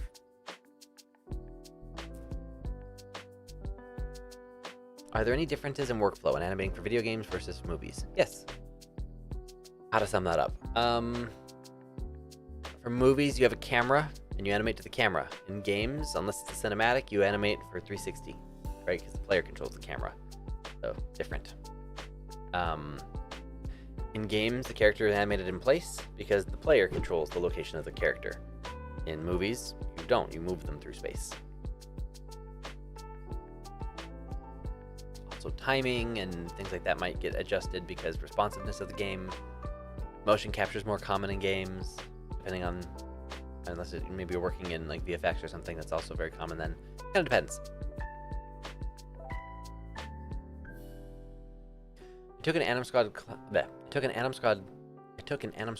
class years ago. I loved it. I've heard they were shut down due to some legal issues with California considers a school and them not giving credits or something like that. Interesting. I have no idea. I wonder if that's true. Thoughts on Lightbox Expo? Worth it? Thanks for the insight on CTN. Yeah, CTN is one of those ones where, like, legally I'm afraid where they, like, if they find out I say stuff about them and they don't like what I say and they try to come at me, like, I don't know about that. I worked with CTN a few years ago. Be careful. I have to be careful here. I worked with CTN back in, like, 2018. I have not worked with them since. And I currently have no plans to work with them in that capacity once again because it was not an experience I want to repeat. I did try to participate last year. They didn't get back to me. I feel like they don't like me. Which is fine. That's whatever. It's on them. I don't know if I'll be going to CTN next year because it didn't seem that interesting last year. But Lightbox, I like Lightbox. I was there. I've been to every Lightbox. I went to the first one in person, and then the next one was during COVID. It was online, and then last year was in person again, and I went to that. And it was a great time, and I will definitely be going again this year. I like Lightbox. It's not as animation focused as I would like. It's more for kind of the beginning of the pipeline, character design, storyboarding, development, concept art, things like that. Like, it's a lot of those kinds of parts of the pipeline, which is great. And there is some stuff for other departments, but a little bit more like artisty, like a traditional illustration artist focused than more CG. But it's got a bit of both. I like it a lot. It's fun. Is it worth it to learn animation because AI is taking over? AI is not taking over anything. If you want to learn animation, learn animation. Question. I'm a 3D artist in Cinema 4D. What do you think is required when companies... Wait, hold on. 3D artist with Cinema 4D. User. What do you think is it required when companies... Can you give me some... I don't know what you're asking. Hang on. I'm not sure what your question is. Try again. What is it you're wondering? Like, what... You're asking what's required? But I'm not sure what you mean. Were you making more Blender videos like you did before? Mm-hmm. Totally. I've just been busy. Any tips on how I can motivate myself to finish one project and move on to the next? It's kind of a willpower thing. You just kind of have to do it. Give yourself some deadlines. Make yourself finish. Don't allow yourself to give up on a project if you think the project was worth finishing. If you're going to start a project, maybe it's less a matter, because I also struggle with this. Maybe it's not so much that you are not finishing enough projects. Maybe it's that you're starting too many projects, if that makes sense. If you think about it like this, where you think each project needs to be finished, I'll put it this way. If you try to think of it like this, where if you are required to finish every project that you start, then your solution isn't to just get better at finishing projects. Your solution may be to start less projects. So make sure that any project that you're starting is actually something you want to work on for long enough, that you're excited enough about to actually complete and take it to the finish line, that you're gonna be motivated enough to get it done. If it's not that exciting, then maybe don't like start the whole project. Maybe just kind of, ponder it, play with it, or turn it into a much smaller goal. If you're like, I want to make this whole thing. Well, how can you just make this one piece? Just make that one piece. By the end of that one piece, you'll know whether or not you want to work on the rest. Hello, Sir Wade. Is it easier to get a job or get a better position as an animator with an animation degree? No. Degrees may be helpful for international artists getting visas, but aside from that, the degrees are useless. They don't help you get animation jobs. Very sorry CTN 2018 wasn't the best for you. I'm glad you were there that year. Very excited to bump into you. To the passes. Hey, Terrence, I was just looking at your profile picture being like, I think I know this guy. CTN 2018 was a blast, to be fair. I had a great time to be able to give passes. I'm so glad. That's so cool that you're still watching. Thanks for sticking around. I really enjoyed CTN 2018, getting to hang out with you guys and specifically hanging out with Terrence here. What was supposed to happen in 2018 is very different than what actually happened in 2018. I'm still happy that I got to do the stuff I got to do, but it was a very stressful CTN for me. There was a lot that there were a lot of things that I was told or promised or that were in a contract that there was a lot of stuff established that I had to fight very hard to make happen, and a lot of it didn't happen anyway. And it was an interesting time. By the way, if anyone ever wants like the tea, if anyone ever wants to know like what truly went down for anything, whether it's that kind of drama, if it's like the brand stuff that I work on, like if you want to know what goes on behind the scenes, that is what my Patreon is for. My Patreon, which is linked below, there's a tier called Behind the Lens where we do a monthly Zoom call, and I just share everything I'm doing and working on in the behind the scenes. I have told the CTN story. There is a story that goes with it, and I've told it several times, but I only tell it in the Behind the Lens because it's not publicly on YouTube. It's a separate secret meeting I have monthly with people who support me on Patreon. So if you ever have questions or you want to know how things go down, or if you want to know is like, I don't know, I will only share what I'm comfortable with. On YouTube, I can only share what I'm comfortable putting publicly for anybody to watch. But if you want to know something that is a little bit more private, if it's something I'm comfortable sharing and I'm not under NDA not to disclose, I will share it on the Patreon Behind the Lens. That's kind of my rule. If I'm under NDA to where I legally cannot share it, then I won't. And if it's something that's like personal to me that I don't want to share, then I won't. But if it's anything else, I'm an open book in those meetings.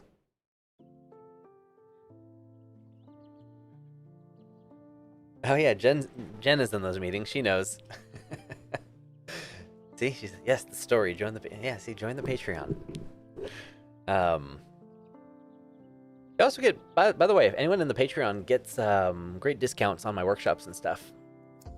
I can't make any specific promises because it's always different, but like this last time, my workshop was half off to every single person in the Patreon, regardless of tier.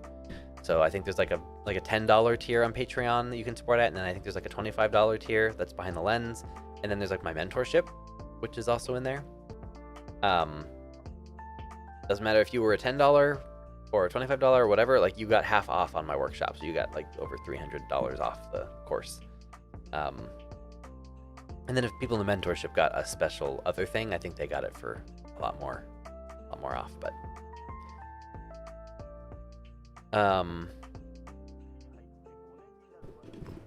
let's see. How long will this stream go? That's a good question. I was planning on doing this stream.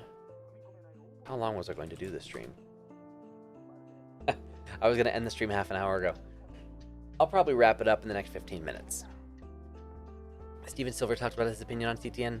I met Steven Silver a couple times, and yeah, he has some valid critiques. He's funny when he talks about it too. You know any good public universities for 2D animation? For 2D animation, I'm not sure, unfortunately.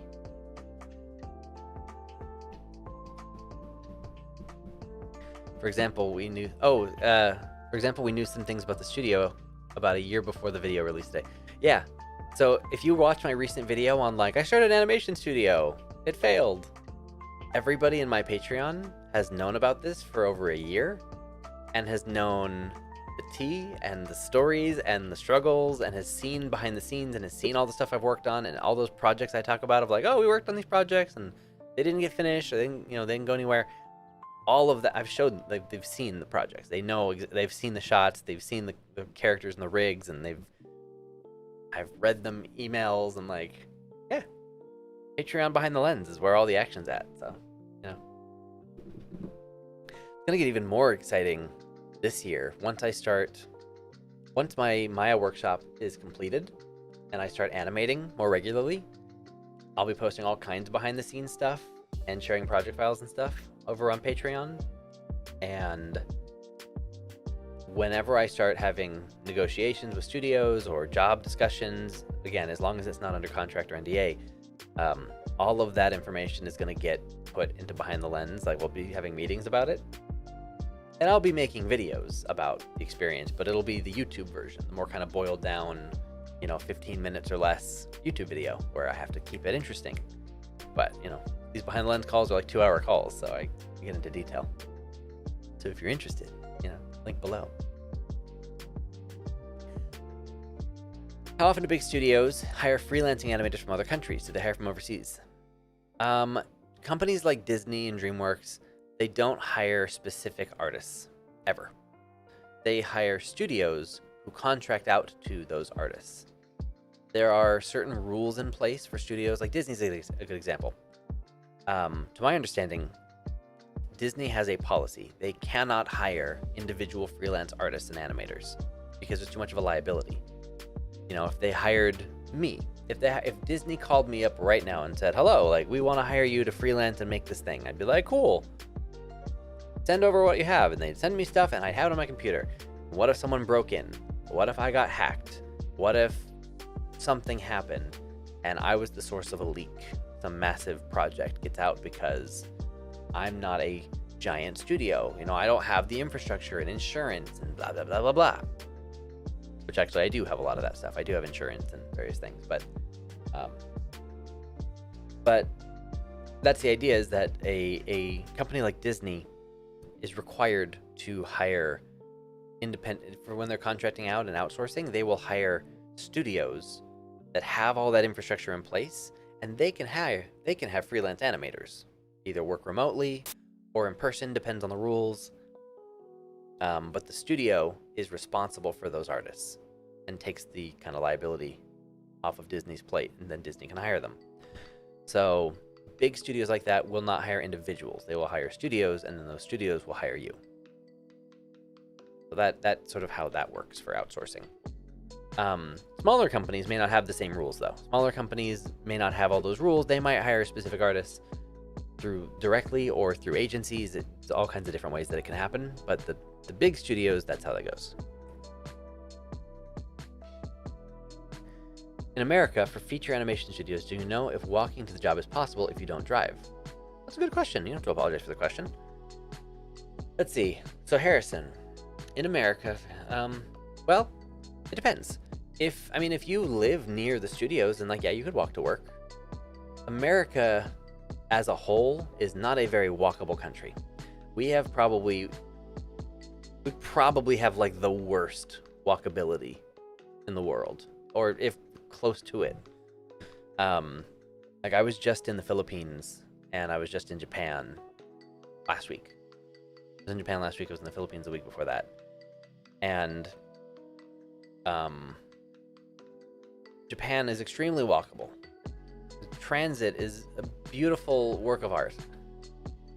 Even the Philippines, which is, objectively, the Philippines is not, I don't think it's usually on the list of like first world developed nations, right? Like the Philippines is not a rich country. And it doesn't have it doesn't have like a subway and a metro and all this stuff that like Japan has. But even there, like if you are in a much more kind of residential area without buses and trains and stuff, they still have taxis well, taxis are a little bit different there. They have taxis. They have jeepneys. They have the trikes. They have. I mean, if you know, I don't know if you guys know what I'm talking about. If you are in the U.S., you probably have no idea what I'm referring to, because I didn't know until I went there. But there are various other ways to get around in public transit, or you could technically walk some places. Like, there are different ways to get around that we don't even have here. We have like the worst walkability everywhere in America. It's laughable. So if you live close enough to a studio, then like in theory, yeah, you could walk. Sure, but it's also expensive to live in these areas. If you needed to kind of commute, you'd probably take a combination of, like, maybe you could take a train. We do have a few train lines and rail lines that might sync up with where you live. I've known some people working at DreamWorks who did that. Like, one person would take a train up from where they lived and then to the station. And then from there, I think it'd be like a walk to get to work from that station, though. So they either would walk or they'd take an Uber from that point. Technically, you could have a bike and you could leave your bike there, maybe might get stolen. I don't know, like, yeah, in theory, like, you could, but it's not going to be as, like, well thought out as other places. So, I don't know. Hopefully that was the answer to Harrison's question here, but yeah, if you don't drive, there are plenty of ways to get there, but taking a nice sidewalk all the way is maybe. Johnny, updates on the ProGig subscription site. Is it still worth checking out? Yeah, definitely. I'd recommend it. I like it. Yeah. I'm interested in your Maya for Animators course, but I don't think I can take it this year. No worries. The recorded version will exist at some point afterwards. I won't be doing the live one again for a while, but the recorded version might still exist at some point, so keep that. Oh, that was your question. Or will the recorded videos be available to watch if we sign up later for the non-live version? Yeah, the recorded version will continue to exist in the future. I don't know how detail-wise I'm doing that yet, but yes. Is there anything in Maya 2024 you're really impressed with? There's some cool, like, mocap-focused tools for curve cleanup.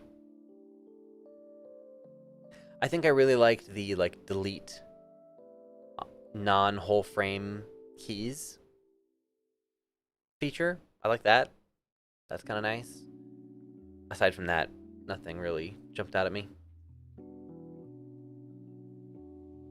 I was in California for 11 days last month, so I perfectly understand what you mean, but I loved hiking around. Yeah, California has great hiking spots. Just terrible transit. As a non-driving Brit who visited the US last year, I couldn't get over how unwalkable it was. Yeah, it's crazy. It's funny because, like, I grew up not realizing that was a big thing. Especially where I grew up. Like, if you saw where I grew up, let me see if I can pull up a map here without doxing myself.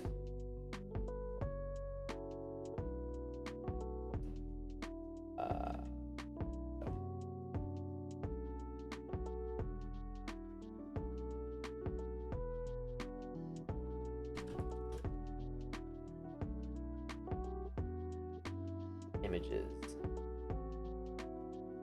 I grew up in a place called Apple Valley. There are no apples there. I grew up in the desert, California desert. We had Joshua trees and weeds and tumbleweeds and dirt. That's where I grew up. And then we had, like, Target, right? Like, we had stuff. Is this Viva Maria's? This looks like Viva Maria's. Can't really see. I was trying to... Yep, I knew it. Viva Maria's. This was our one good Mexican food restaurant. Yeah, anyway. All the pictures gonna be, oh yeah, I lived by that mountain for a while. I'm trying to show you, though, so if I do this. Oh, let's see, where would I show you? I'll show you my high school. Over here, here's my high school. Let me go to Street View. So, like, if you were to try to walk to my high school, you go to this major street corner. Okay. Here was the road to turn up. So when I would drive to school, I sometimes would come down this road. I would very rarely come this way because it was so crowded. Like everyone would come up this road, and I'd make my left up on this road. And if you look around, there's no sidewalk. We didn't have I didn't know sidewalks were a normal thing. I saw sidewalks in movies, and I thought, oh wow, that's like a big city thing to have a sidewalk. I didn't realize it was just that I lived in the desert and we were so underdeveloped that we just didn't have sidewalks. Like, you wouldn't walk here. So anytime I'd walk anywhere growing up, I just walked through the dirt in the desert. Like, I just walk miles through desert. So you can see this long road just leads to my high school. And you can see the little path over here. That path is from where people walk. That's where students would leave school and, you know, walk down through town to go to some Del Taco or something. Or I think the track and field people would run there or something. But this is where, you know, not very walkable. This was the other way. If I'd go to school the back way, sometimes I'd go the back way. And it was even less friendly for walking, because look here, there's like all the weeds and bushes. You can see that there's some trails from people like dirt biking or something. And over here is just dirt again. So this is what I grew up looking at. There's big old open skies, mountains everywhere. There's nothing. Enjoy my childhood. So, yeah, you know. We had a few pockets of grass. I think this is a golf club. This is like the country club golf course. What other grass do we have? This was a regional park. This was like a gated community, fancy place. Other than that, we didn't have any grass. Escaping. My first job.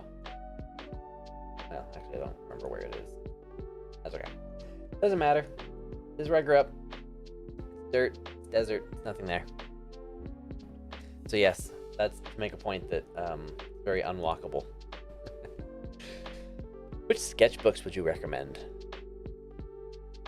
Which sketchbooks would I recommend? I don't know. Whatever sketchbook you can get your hands on, it doesn't really matter.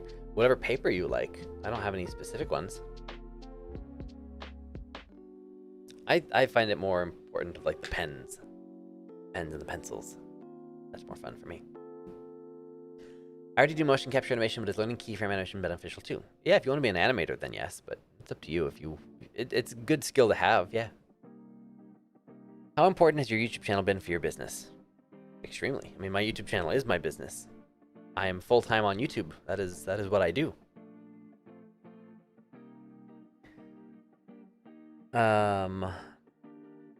Any tips for getting job ready for the mocap junior roles? Any resources for totally beginners? I actually don't know of any off the top of my head. I'm working on some motion capture videos. Hopefully that'll help. But I actually don't know a lot of resources for mocap animation. I'll cover some of that in my workshop, but other than that, I'm not sure. I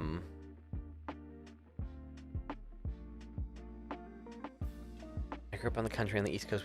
We still don't have sidewalks, and I'm okay with that. It's a desert. I have open grassy fields. That's better, at least. Can you make a video about environment setup in Maya? Maybe. It's not on my list right now of important videos I'd like to get done. I do cover that in my workshop, but I will, if I can fit that into a video I'm doing, I will. Do you remember when you hit $1 million for the first time? You guys think I'm rich or something? I'm not. I've never had $1 million. I've never come close to $1 million. Are you kidding me? I've never seen $1 million. I don't think I've ever had more than like... Well, now I'm getting a little personal, but... I don't think I've ever had more than like $15,000 in a bank account at any time in my life. My business bank account has had money like that in it, but like my personal business account, I don't even know if my personal bank account has had $15,000 at any one time. No, I don't think I ever have had that much money. What's the most amount of money I've ever had in my personal bank account? Probably like $11,000 or $12,000, maybe. And I can only think of one time in my life I would have even had that. Yeah, I don't think I've ever had more than like $11,000 or $12,000 in my account at one time, ever. What did you spend your first $1 million on? Did you hear my answer? I've never had $1 million.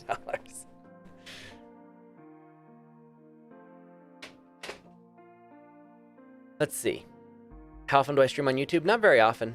It's once every couple of months I might do one. It's just whenever I feel like it. I might do another one on Friday. I do them whenever I'm doing workshops. So I'll do one on Friday again to promote my workshop one more time. So I'll probably do like an animation studio focused Q&A on Friday. That's the plan. Do you plan on making more Blender videos? Yes. Your last video on your animation studio, you mentioned getting into Unreal Engine 5. Is that something you're going to keep learning? 100%. Yes, I loved working in Unreal, and I want to keep doing it. I'm going to make a ton more videos in Unreal. Any chance of those Omniverse videos? Planning on it. Yes, I'm actually planning on making a whole Omniverse course for free on my website. That's what I'd like to do. I'm meeting with NVIDIA tomorrow to discuss it, because they're going to help me get some learning resources, so I actually have all the information. Content creation question. As an aspiring YouTube animator, without divulging specifics, with a channel/Patreon of your size, is it possible to make at least $7,000 per month on YouTube? That's a good question. This type of question, just as a quick side note, Chris Harness TV, if you want to dive into like all the nitty-gritty of this with me, join my Patreon Behind the Lens, because I will tell you literally everything. I will tell you what I make on brand deals, all the details. Happy to share. I talk about that on Patreon. But to answer you here, as an aspiring YouTube animator without divulging specifics, with a channel Patreon of your size, it's possible to make at least $7,000. It is not easy to make that kind of money on YouTube. I will tell you straight off, I'll just tell you, I don't make very much. So most people think of YouTube earnings, they think of like AdSense. That's what every YouTuber who has ads on their videos, who's monetized basically, when people watch ads on my videos, that generates AdSense. That's the name of the type of income I get for YouTube videos. So when I make money from YouTube videos, it's from AdSense, from ads. My channel is like 200-something thousand, whatever, and it's got, a fair amount of views every month. And I tend to make about, here, I'll just show you. You want the T? The T. This is my current subscriber count. Views are up from last month because I haven't been very active. Watch time's up from last month, and I am also on target about what I usually make on an AdSense. I'm making $489 this month from YouTube. So channel my size, for the views I get, I don't get that much from AdSense. That's not enough to pay my insurance. My health insurance costs more than that. So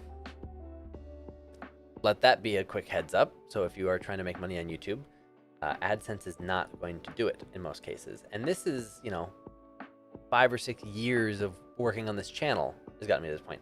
There have been times where this has been higher, when I've had videos go viral or do really, really well.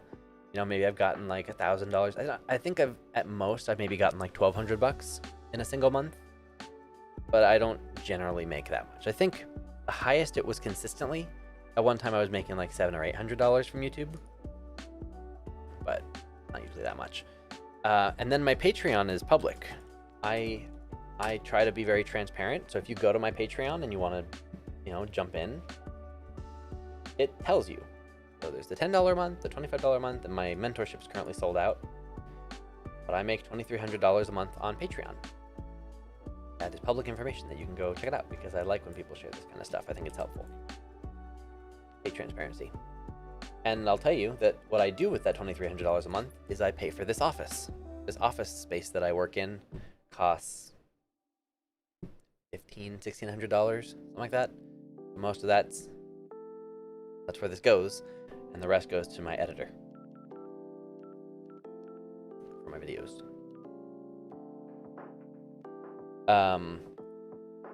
So then the question is how do I make a living? Brand deals are the thing that I kind of rely on. So if you are trying to be a YouTuber full time, just know that AdSense is not going to do much for you unless you go very, very viral a lot, which is uncommon to say the least. And Patreon, while extremely helpful, doesn't pay my rent or anything like that. And living in LA, bills are high here, so brand deals. So when you guys see me doing videos that are like, this video is sponsored by so-and-so, that is how I usually live from month to month. And if you've noticed, the last several videos I posted have not had sponsors, which means I have not been making very much money lately. But that's okay. But when you see sponsorships on my videos, just know that that is a big win for the channel, because that means that I have had a sponsor who's paid me some amount of money, and that is what's actually paying my bills. So, you know, when you see an ad or a sponsorship, please don't skip it. Please watch it, give the link a click, and be like, that's great, we love the sponsors. Like, you don't even have to like this one, just like, we love to see a sponsorship, like, you know, engage with the video. And yeah, anyway, that's to answer your question. That is how YouTube, and there's other pieces too. There's like, you know, there's affiliate links. So if you go to you know, if you go to my Amazon storefront and you buy an animation book from Amazon from my link, I get a small cut. And if enough people do that, that kind of adds up to a few $100s and here and there and things like that. That's why you should go buy his course. Exactly. That's why you should go buy my course. This is probably one of the best ways that I can help you with good information and earn revenue as a business. So yeah. Let's see. Have you ever attended Annecy? I haven't. I want to. I've never gotten the chance. It's expensive to go to France. I've always wanted to go there, but to Annecy, but I've never made the time or had the budget. Any videos in the future to show Maya rigging animation and Unreal pipeline workflow? Sort of. I don't do a lot of Maya rigging, but yes, I do want to do a lot of Unreal pipeline stuff. Ads never make sense to do. I'm making a mobile game and have regretted going free with ads ever since. Yeah, ads they just don't pay a lot. Ads don't pay a lot unless you get a lot of viewers. Join the waitlist for Blender for Animators. Nice. Sponsors turn to you or you turn to them? Both. Most of the time, like if you were trying to be a YouTuber, sponsors coming to you is where the best opportunities lie. Like if you go to a sponsor, it's unlikely that you're going to get a great thing because they may not be looking for anything right now. But that doesn't mean you shouldn't ask. I've approached several companies trying to work something out with them, and we've worked together, and it's been great. In the same way that other companies have come to me, and I'm like, no, thank you. Yeah, sponsors, it kind of is a mix.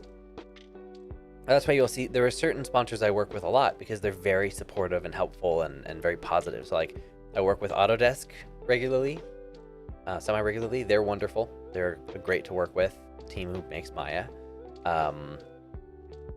NVIDIA is a great partner that I love working with. They're always very supportive and helpful with my stuff. They're probably my two most common lately. I've had other sponsors that I've worked with that I've really liked that I haven't worked with in a while, but they've been very... There's a lot of companies that I really like working with. I like doing sponsorships and I like working with those companies. I get a lot of offers from other sponsored companies, but most of them are not real. There's a lot of scam offers, and there's a lot of really lowball small offers of companies trying to, we'll give you $500, or we'll give you $50 to shout us out. I'm not doing that. Anyways, Cascadeur should sponsor you if you make a video on that. I think Cascadeur might have actually emailed me. Cascadeur might have emailed me at some point trying to ask if I would show when they came out of beta or something. But I think I was traveling. I don't think if anyone from Cascadeur sees this, just know that I want to try your software, and I've been meaning to. I just haven't had a chance yet. And so yes, if Cascadeur ever wanted to sponsor my channel, I would do a video trying it out. Sponsored by them? Yeah, why not?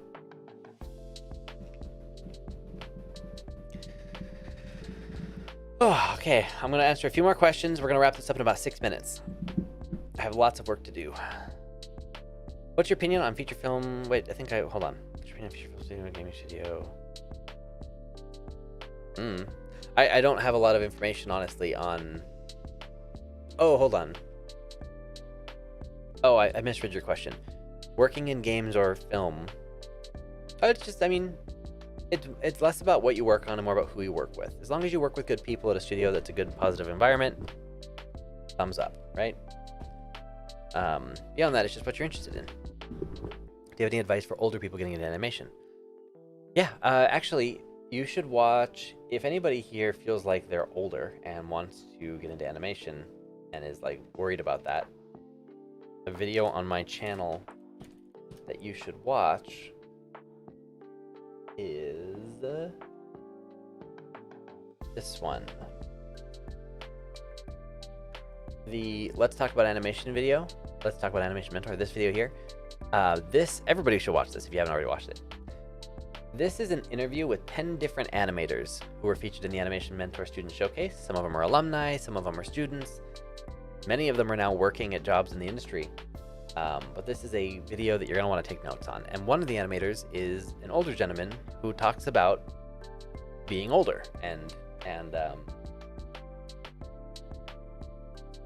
Yeah, it's a great interview. It's a great video with tons of information. But tips for people who are older: just do your thing. Use all that life experience to make interesting choices in your work, and to inform your characters, and to just, you know, show a depth to the characters you animate that people who are younger than you may not have.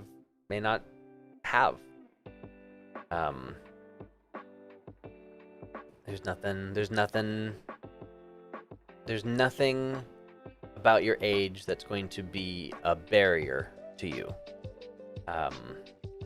So try to find the benefits through your life experience to leverage that. I guess the only thing is if you feel like I'm old and I can't learn new things. Like if that was something, then like, well, that's something you'll have to work through. But that's about it. You'll be good otherwise.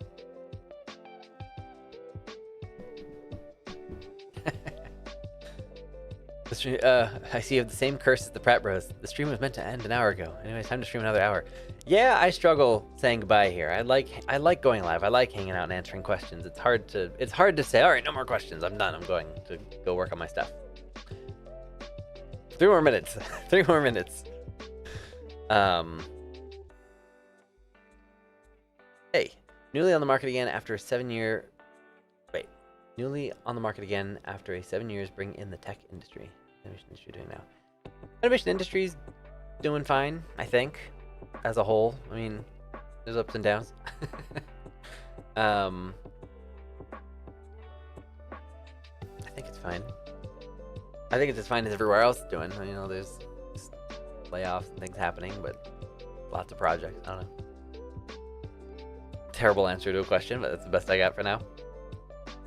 What software does DreamWorks use? Primo. It's a proprietary tool that only they have. The older man shot is on the Animation Mentor site. True. He's wonderful. He's a gem. Are you planning on having some sort of continuation to your How to Become an Animator series? Really enjoyed those early vids. Yeah, I mean, actually, that was exactly what this last video was meant to be. I don't know if you guys have watched it, but the video that I posted 23 hours ago, as it says, I started an animation studio. That video is meant to recapture the same energy as my original How to Become an Animator series, where I basically sit and share with you my experiences and the things that I've learned and my story. That's exactly what I did with that video. I filmed it specifically hoping that people would feel like those old videos, that it would feel like I'm just sitting there connecting and like, here's what happened, let me tell you the story. And it's doing very well, and I think that might be why. But yes, that is technically a continuation of the How to Become an Animator series. But in terms of the subject material, that is exactly what I'm going to be doing for the rest of the year. I mean, I'm not really, all the animation work that I have to show people is old. I don't have anything new that I'm really happy with or proud of. So I will be I'll just be freshly animating new shots that I'm actually happy with. And this time I won't try to do it live on Twitch because that was a pain. But yeah, I'll be just animating stuff and making a new demo reel with stuff I'm actually happy with. And getting feedback and all that kind of thing. Same as everybody. And then I'll apply. and try to go to a studio I want to work at. Get back into it. And that will be stuff I make videos about. So yes, the How to Become an Animator series is going to be continued through those things, kind of combining. Are creature animators in demand? Always. Talking about DreamWorks, have you tried the render engine? No, because it requires a whole like Linux build, and I don't have anything with Linux on it, so I haven't done it yet. I mean, I used it at DreamWorks when we were building it. I was at DreamWorks when it was being developed, but no, not on my own.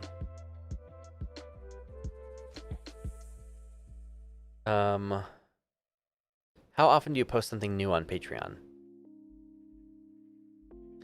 I mean, I don't use the Patreon website very often. Patreon, the site, is used for people to like jump in and join, but then we use Discord for everything. It automatically links to Discord and gives you access to some channels. I post on the behind the scenes channel, I guess lately, not very often. Usually I post a lot of fun stuff. When I was working on the music video, I was dropping all kinds of stuff in there. But yeah, in general, I try to be pretty active. I'm always there to answer questions. I answer a lot of questions there. But I don't know. I guess I post something every month for sure. But when I'm really working on a bunch of stuff, sometimes I'll post every week, every couple times a week. Kind of depends. You are one of the key animation resources on YouTube. Why, thank you. So I thank you for all the information you share. I appreciate it. Very nice thing to say. Do you plan to do any animate along type videos? Animate along type videos. I don't think I know what you mean by that. What does that mean? Like I animate something and then you kind of copy what I'm animating? I don't know. I will be doing more guides and workflow tutorials and things like that. But animate alongs, I'm not sure. I don't really know.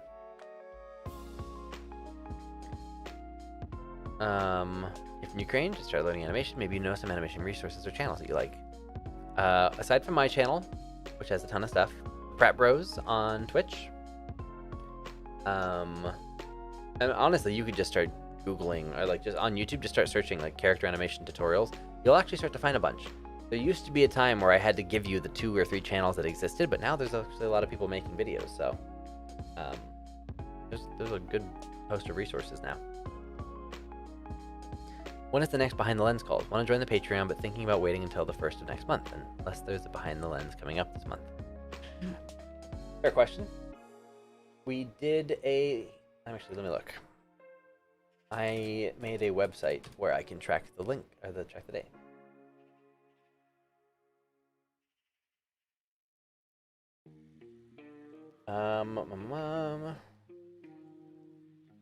Here.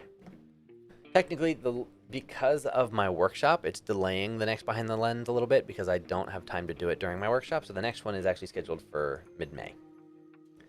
So technically, if you were to sign up today for my Patreon, the payment cycle that would begin today would include that Behind the Lens. So yeah, you could do that. Or you could just wait. That's fine too. But yes, it's going to be May 21st for the next one. And then it goes back to being the first Sunday of every month. But I think I have to do one transition month. But usually it's the first Sunday of every month. It just happened to be weird this time because of my my workshop. It's been more than 3 minutes. Abort. I do need to wrap this up. It means live streaming your animation session. I see. Animate along as in, I get it. Thank you. My bad. I am not planning on doing live streams of my animation, like while I animate. I'm not planning on doing that. Unless I have like a specific thing I'm demoing, then like maybe, but in general, no. I'm not planning on doing that. That's what I used to do on Twitch, and it burned me out. It made me super stressful. Can you turn on YouTube subtitles? I'm bad at English. What? That's a really good question. I need to hire some company to do translations or subtitles. I have the little thing turned on. When I upload a video, it's supposed to auto-generate captions for my videos. but because I talk so quickly, and because we say a lot of animation terms, I'm sure it doesn't do a very good job. But I would have to hire somebody to do translations or something. Or captions. Somebody else could do them. I'm pretty sure you guys have the ability to do captions and I can approve them or something. At least that used to be a thing. Either way, I'd have to pay someone to do it. But I would like to. It's something I forget about it, but I would like to. Hey, Chris, how you doing? All right. Thanks for the stream, Mr. Wade. Gotta head back to work now. I'd love to compare animation in Unreal Notes with you sometime. Currently using Control Rig in Unreal. It's interesting. I am just diving into that. I'll probably do a video next month on Control Rig and like my first attempt with it. So, would love to compare notes. Thanks for being here, man. Bearded, sir. Better than clean shaven, sir. Definitely. I can't believe I went that long without a beard. I look weird without one, now looking at the photos. Soy de Español channel, on the way. Hablo un poquito de español, pero no recuerdo mucho. I would definitely need to pay someone to do my Spanish subtitles because I would not get very far.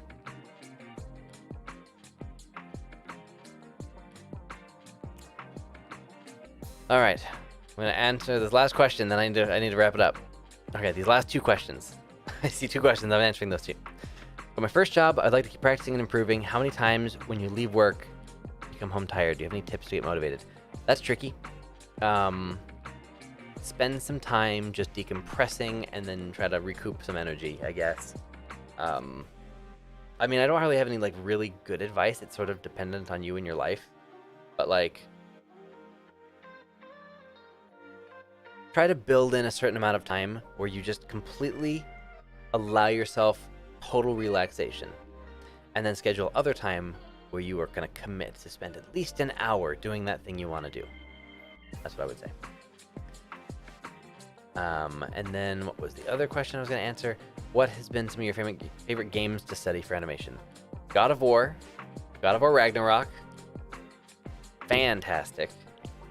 What else have I been playing? I haven't actually been playing anything lately. I've been busy.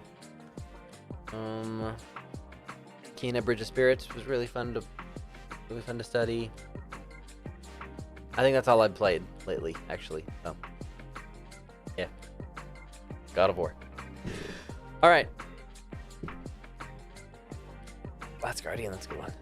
All right, everybody. Last thing. There is less than a week until my workshop begins. If you would like to learn Maya from me, I would love to help. 2 weeks of live training. I cover everything. This link is down below. If you want to check it out, there's a morning session for lives and an evening session. So regardless of where you live in the world, hopefully there will be a slot where it'll work for your schedule. If you have questions, there's lots of them here. There's lots of feedback here if you're like doubtful and like, is it going to be worth it? Answer's going to be yes. Little videos and things like that. So if you're interested, less than a week, jump in. There's a coupon code down below if you want to sign up. Use Second Breakfast. Nice little Lord of the Rings reference there for 15% off. Chris says, I've taken Storyways Maya workshop in the past and it rocks. Highly recommend. Thank you. You heard it there. Silence Exterminator, I answered that question. DreamWorks uses Primo, a proprietary tool that only they have access to. Everybody, thanks for being here. Thanks for hanging out. Thanks for all the questions. It was a lot of fun. We'll probably do it again soon. Maybe on Friday we'll do one more live stream before the workshop begins. And then, get back to other stuff. Make sure you watch some of the recent videos if you haven't already. There's some really, really good ones. The last like 5 have been great.